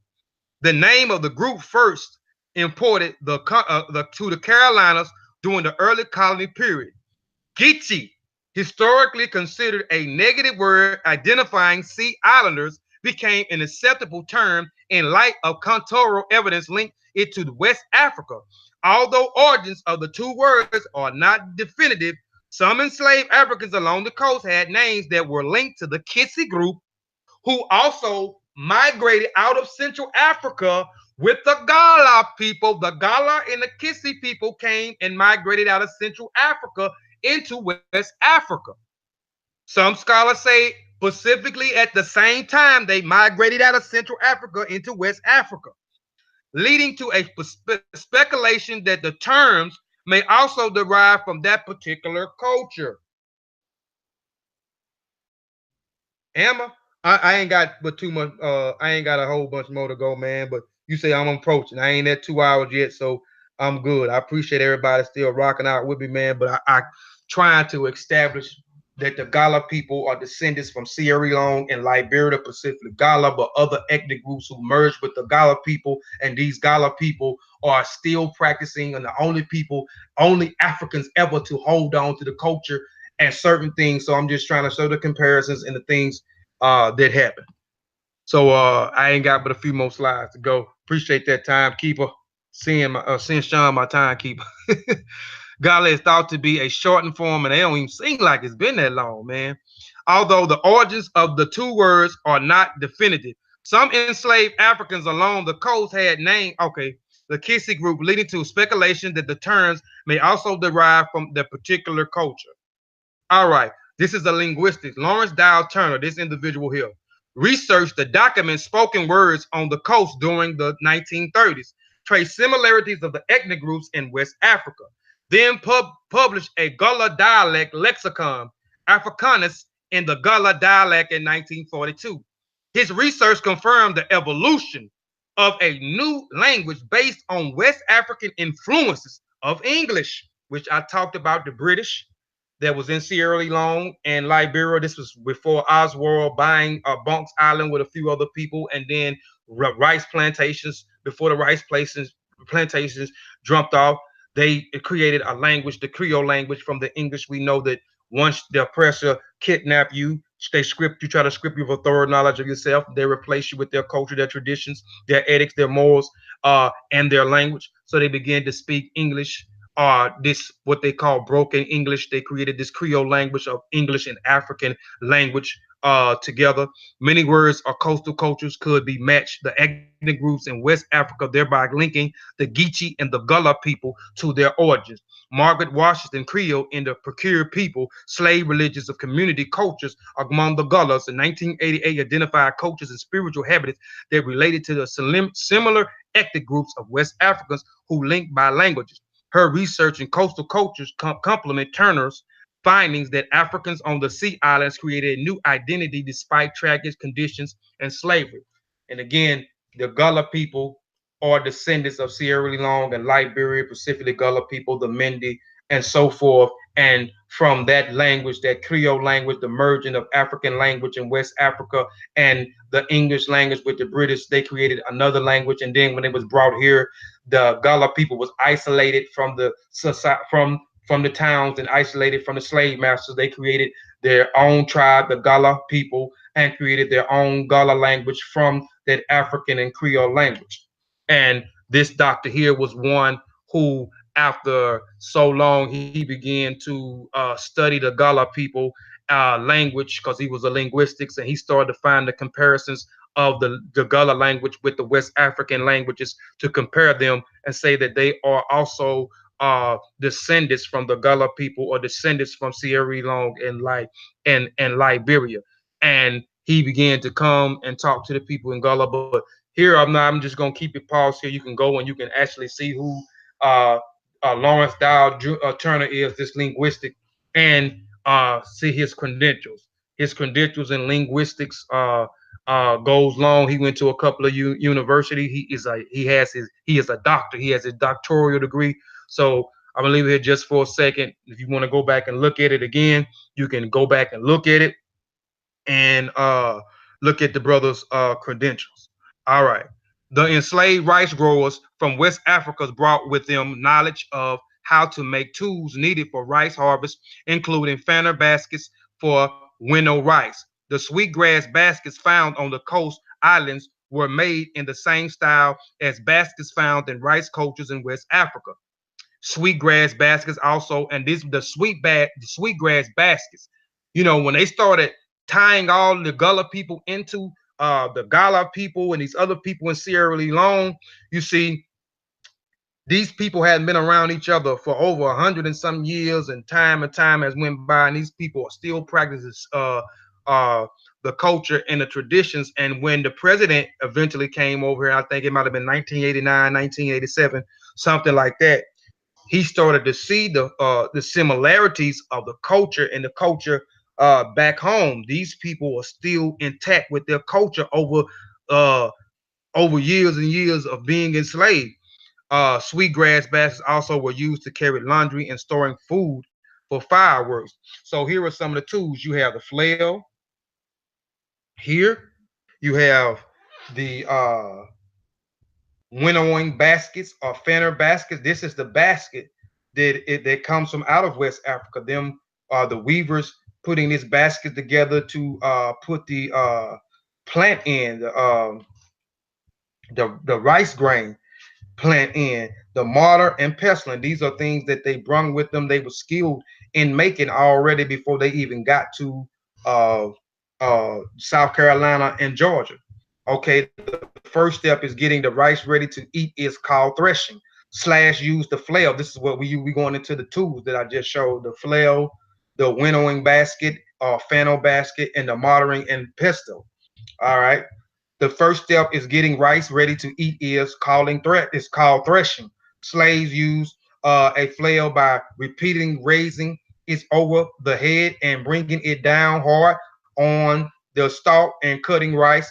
This separate the rice grain. It separated the rice grain from the long wheat-like stalk. The grain of rice were then swept into the pile. So you can see them here. This is not a good picture. I wish it would have been good, but you can see them with the flails in their hand right here, where they're starting to strike the grain on the ground. Okay, the rice. Once the rice has been threshing, women would then with the rice grains in the flask. So this is the basket that I talked about, the basket that I showed right here, the winnowing basket or the fanner basket. Here, the Gullah are responsible for destroying the rice myth. Their ability to cultivate black rice stopped the myth of the rice was brought to Africa from West Africa, Asia. Right. Um, so the step getting rice ready to eat called hold on. All right. Once the rice had been threshed, women put the rice grains in a flat winnowing basket and gently tossed them into the air. The wind blew the shafts away and the rice fell back into the basket. And I showed you a picture earlier when we was talking about the Gala people in Sierra Leone and Liberia. I showed you the women had the baskets with the grass wheats on top of their head. After they threw it in the air, they had them on top of their head as they was uh, carrying them through the land. Winnowing was hot, dusty job. The final step of processing rice is called whitening. The side of the pestle on the long shaped pole, gentle ground of rice, ground the mortar, the bowl so that the hulls fell off. And this is what they're talking about here. They're talking about this tool here, the mortar and the pestle right here.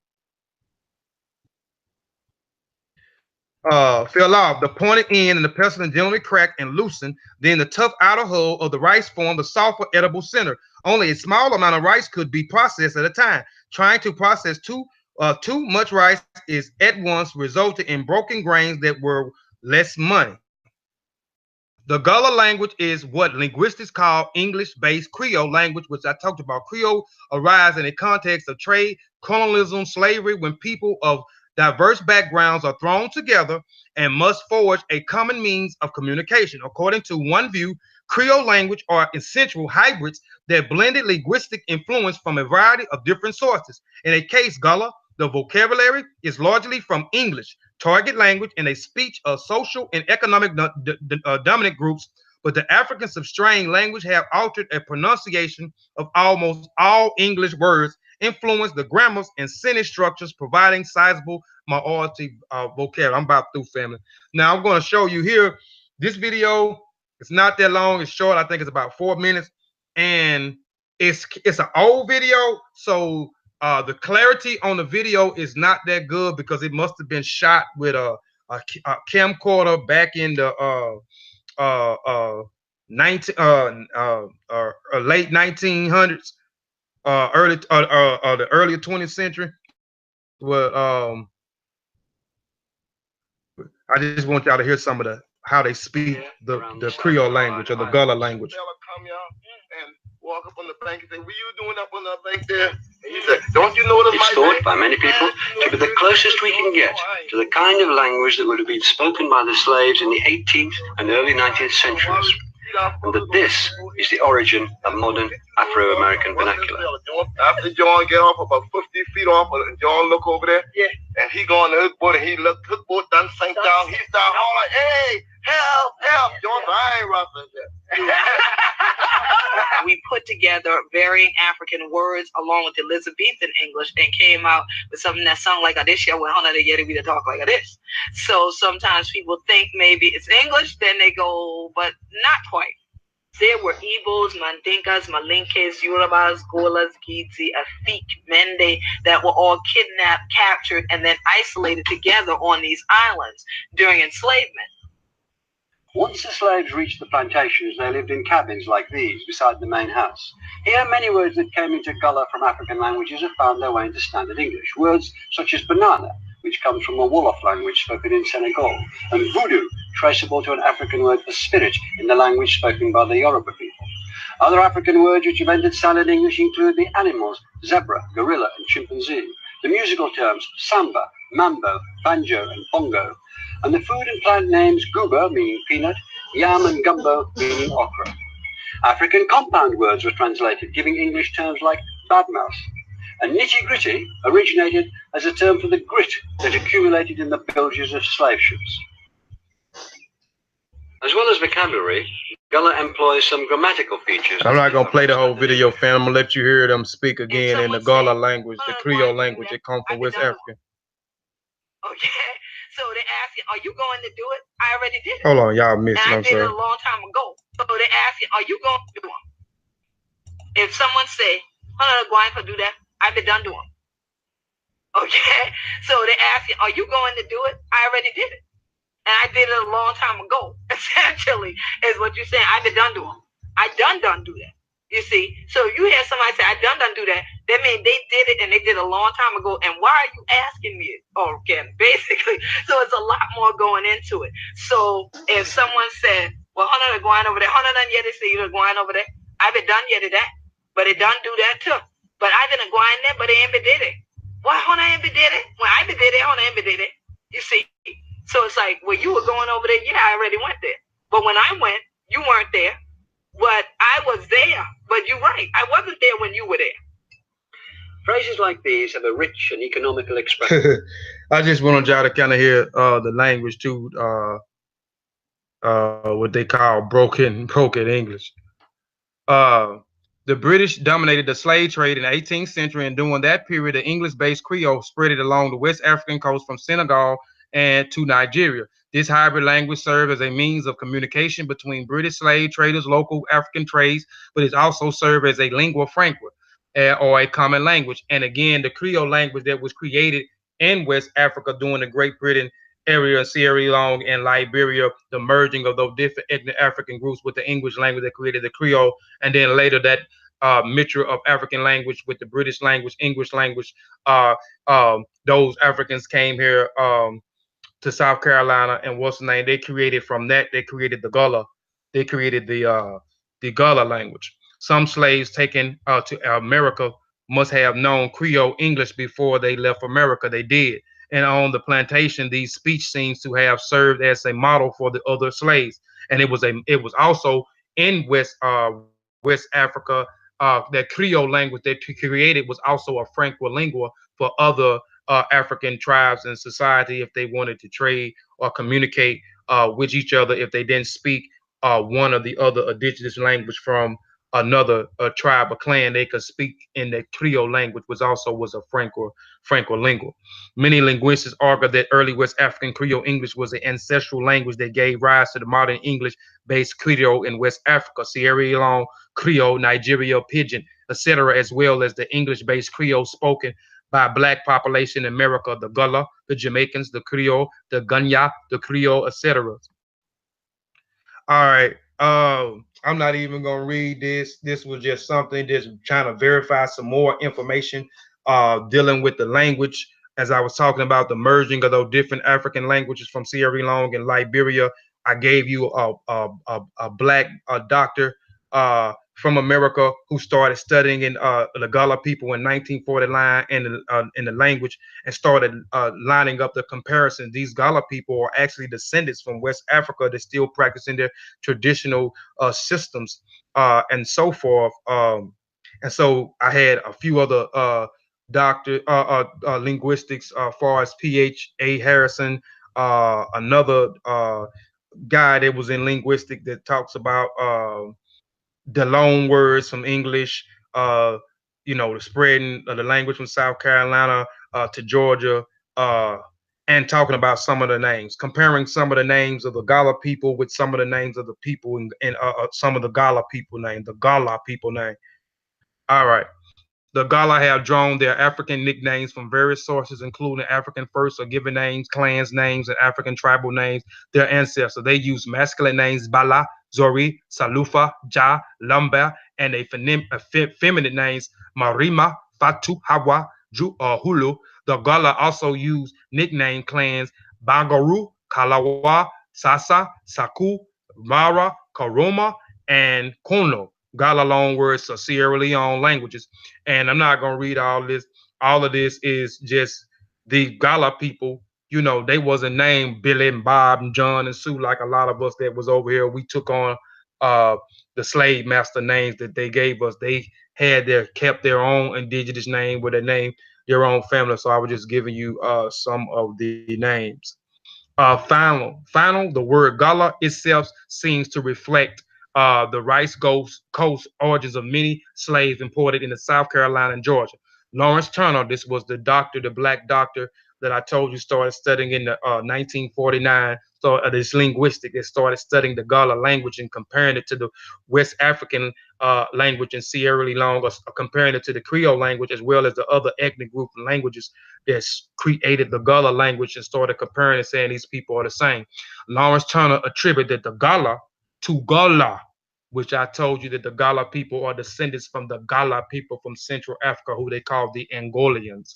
To Angola, to small tribes in Sierra Leone, Liberia borders where the Mendes and the Va territories come together. But the Gala, and again, a lot of those tribes came together due to some of the tribes being smaller, so a lot of the tribes came together. Gala may also derive from Gulanius, another name for the Va, who was also in Sierra Leone and who was also had a skill set in rice. That was in Sierra Leone or Liberia. I think the Va people might have been in Liberia or from Gola, the Mende word for Va people. The Gala also called themselves Geeche. And again, like I told you, the Gala Geeche or the Gala and Geeche are the same people. They are no different. They are the same people, which Dr. Termy attributed to the Kissi tribe pronouncing Geeche. So the word Gala comes from the word Gala here, and then the word Geeche comes from the Kissi people. Remember, I told you that the Kissi people and the Gala people migrated out of Central Africa into West Africa. So the Geeche word comes from the Kissi tribe, the Geeche, which inhabits a large area adjoining to the Mende and Via text preserved by the Gullah. The significant percentage of the Mende and the Va names are loanwords of Gala language. These interpretations seems to have considerable merits. Following the Civil War, a significant number of Gala assimilated into the southern cities of Savannah, Georgia, and Charlotte, South Carolina, and other migrated north cities along the eastern seaboards like Philadelphia and New York. Um, However, it is more important to note that majority of the Gala stayed home, remaining in the seas. And I talked about this earlier. I'm not going to read the rest of this. I talked about how after the Civil War jumped off with the North and the South, and Emancipation Proclamation came down in 1865. Once the slaves were freed, the Gala people, they stayed on the land. And you know that the Europeans didn't want and people might say, but why the Europeans didn't come back and take the land over? You have to remember this, as I told you earlier when I talked about the Gala people in Sierra Leone and Liberia. They was over they cultivated rice in the forest, deep forests and swampy areas. And those areas carried all types of diseases which our ancestors became immune to. So when they was brung here, and they was brung on the sea islands in South Carolina and Georgia, who had the deep forest areas and swampy areas, this tropical area here, it had enhanced the same type of diseases, specifically malaria and yellow diseases. So the European wanted no part, because when they had their plantations, the slave master didn't stay near that area. The towns was nowhere near that area until 1920. So the Gala people stayed isolated. So when the way was free, the Europeans didn't want to pour it over. So the Gullah inherited all those acres of land in South Carolina and in Georgia. The Gullah represent a traditional rural population which extended economic, emotional ties to their homeland. The construction of the bridges in the middle of the 1950s connected coastal sea islands with mainland areas, leading lands developing and form gate communities, expensive homes, which I talked about earlier in a previous slide, or I got to talking about it before I even got to the slide. Now, later on, after that, from 1865 up to 1920, they had no contact with outsiders from the town, or even the people who owned the land wanted to come back and reclaim the land after they was enslaved and brought in there. They didn't want no parts of it. But at 1920, you start to see developers start to go back into South Carolina and Georgia, into the Gullah societies and the Geeche societies, and trying to take the land. Now, and they use methods by trying to trick them, or trying to get them to sell. And now a lot of them not trying to sell the land, they started raising the property taxes on it so high that the Gullah Geeche people cannot even pay the taxes on the land. So a lot of them lose their land, are forced off because they couldn't pay the taxes, so they lose the land. But a lot of them sold willingly. They offer money, they sold willingly, and they left and went to other places. But there are a lot of Gullah people that's still there trying to practice the district, still practicing the traditions, and trying to continue to fight those developers from coming in. I know on one part, it might have been in South Carolina or Georgia, they had about 5,000 acres, and now they only got 250 acres because the other acres have been sold or been taken by raising the property value, or tricking some of the Gullah people, the developers tricking some of the Gullah people. So they're still fighting because they believe if they lose their land, they're going to lose their culture. New result, same thing. I'm not going to read this because I had already talked about it. This here, Bunce Island history illustrated a complex economic relationship between West African coast and Great Britain's southern colony. Its record shows that Henry Lawrence sent his own ships, and this was something earlier that I should have had, that Henry I talked about earlier too. So a lot of them I kind of jumped ahead of myself with those last few slides, because I just was trying to give a little clarity on the other little things, so I kind of went a little further. So these are my references right here. I hope everyone enjoyed the presentation. My presentation will call "Who is the Gullah People and the Gullah People." So now you should have an understanding who is the Gullah people and where they are from, what type of skill set that they have, what type of culture and tradition they practice, how they ended up in slavery, how these specific people was targeted to go to South Carolina and Georgia, why they was targeted to go to South Carolina and Georgia, in Georgia. the Gullah, who was the Gullah people. So now you know who the Gullah people is. They kept their tradition. How was they the only African people kidnapped and was able to keep their culture and heritage uh, intact? And every other African that arrived here was outlawed and banned. So you know that due to the tropical areas of the sea land, the islands that they was on in South Carolina and Georgia was swampy area, forest area that had caused certain diseases, malaria, yellow fever.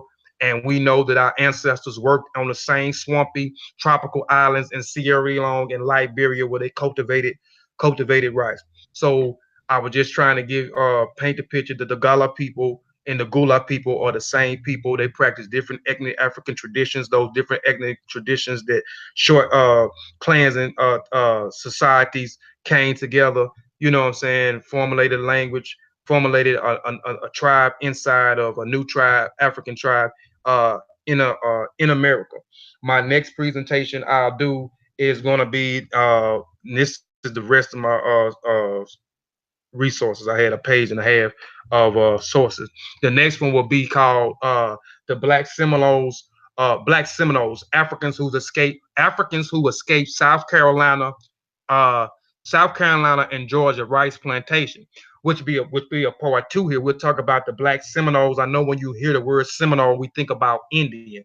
So we're going to talk about the Indians a little bit, but we're going to specifically talk about the Gala people some more. Because when you mention the Seminoles are nothing but the Gala people who became the Gala people, and the Gala people also fought too while they was on the rice plantations, and they left and they migrated into a town that was free here that was called St. Augustus, which is Florida, who was taken over by a Portuguese, now a Spanish explorer who named it La Florida. You know what I'm saying? St. Austin. So we're going to talk about them and we're going to talk about these Indians, and then we're probably going to put the rest and probably make some of these Aborigines people a little bit mad, because I'm going to talk about a lot of the Indians and how they owned our ancestors, but also what they considered that their slavery was not the same as the European slavery. So I'm going to highlight that as well. But they did own us, but we did have our own society. We did intertwine with their traditions as well as the people in Spain. So we identified and we gravitated and we merged our African system with the Indian system, as well as with the Spanish system, as well as with the British system, because I'm going to show you British and Spain was fighting for Florida. So Spain owned it. British finally took it over, and then Spain took it back, and then Spain declared it a free town for all slaves that escaped. They did this for a specific reason, a specific tactic for all slaves that escaped. If they made it to Florida, they was free. And I'm going to go into all those different things and talk about some of those other Indians and what they did and how we intertwine with their culture, and again how we were their slaves. I'm gonna show you that some of the Indians was our slave master. So that's gonna be a good presentation. But I'm gonna go back and I'm gonna show you, even before we go to Florida, I'm gonna show you another part of Florida called Fort Moses, where the first 8 recorded Africans landed on, and then later the other escaped Africans came into Florida. So I'm gonna paint a picture earlier, and then we're gonna go all the way up into the Black Seminoles. We're gonna go into the revolt. We're gonna talk about why the revolt happened with the first Seminole War, the second Seminole War, which the second Seminole War was the African War. It wasn't a war with the Indians and the Africans. It was the African War, not the Indian War. And I'm gonna talk to you and explain to you and show you why I say it's an African war and it wasn't the African Indian. The first one was the Seminoles and the Black Seminoles, or the Seminole Negroes as they called them. That was the war. Then we talk about World War III. Then I'm gonna show you something else of a story that validates the Seminole War being a Black African war by verifying one of the guy that actually started the revolt in South Carolina. His great grandson actually talked. Well, he's not talking, but I'm gonna show you some information where he actually is providing the same information of the stories already told. So I appreciate it. I want to say dua duau. I want to say modupe and moriri. Appreciate y'all for rocking out with me with this presentation. I hope I let no one down. I hope everyone was able to learn. I hope I showed the correlations between the two groups. very well. I hope I did. I hope this was a great video that you can share with your family uh, and with others. Here I am a member of the Seshuma Omni Metanetter group, so please go subscribe to the Seshuma Omni Metanetter. We are a group of like-minded individuals who studies the language, which is the Rani Kemet, and the writing system, which is called the Seshuma Metanetter. So please go subscribe to our YouTube channel. We have over 100 and some videos on there that's dealing with the language, where we're transliterating and translating uh, hieroglyphs, what we call it the Sesh. Uh, Also, go subscribe to my personal channel, Kofi Paisa TV. It's a young channel. It's only been up maybe 5 or 6 months. I have over 50 videos on that channel, and it is a channel that takes the black child, the black man, the black woman, and black child Eurocentric mind and Africanize it. So anybody that wants to study about their own culture, I got all kind of videos on there about our culture. Also, go subscribe to Mossy Warrior Clan. I am a member of the Mossy Warrior Clan. We on Mossy Warrior Clan channel now. So if you hadn't subscribed, please go subscribe to the channel. Stay tuned for more content to be available on the channel. I may come back tomorrow and do that Black Seminole Africans who escaped South Carolina, Georgia, rice plantations tomorrow. If I don't do it tomorrow, it will probably be next week before I be able to do it because I don't have but one more day to do it. But I'm trying to make sure that it's a full with information because I want to paint a picture before you even get to the Black Seminoles. So I want to paint a picture with a lot of different things early on leading all the way up to the Black Seminoles and the Seminole Revolt and so forth, and also comparing that the Black Seminoles are the Gala people, which we know the Gala people are the Gala people. So I'm just trying to do a lot of comparison other two, and then bringing out some information, on this foolish thing about the Aboriginal people. We was here and we the Indians and all this other stuff. But anyway, I want to say, Shimim Hotep. I'm not even gonna play the video because I'm speaker. I don't know what's going on with my speaker. It's kind of low. I'm gonna have to probably restart it. But appreciate y'all for rocking out with me. Um, hope to see y'all. Hope to see y'all again, man. Again, do all bet. I mean, thank you, family.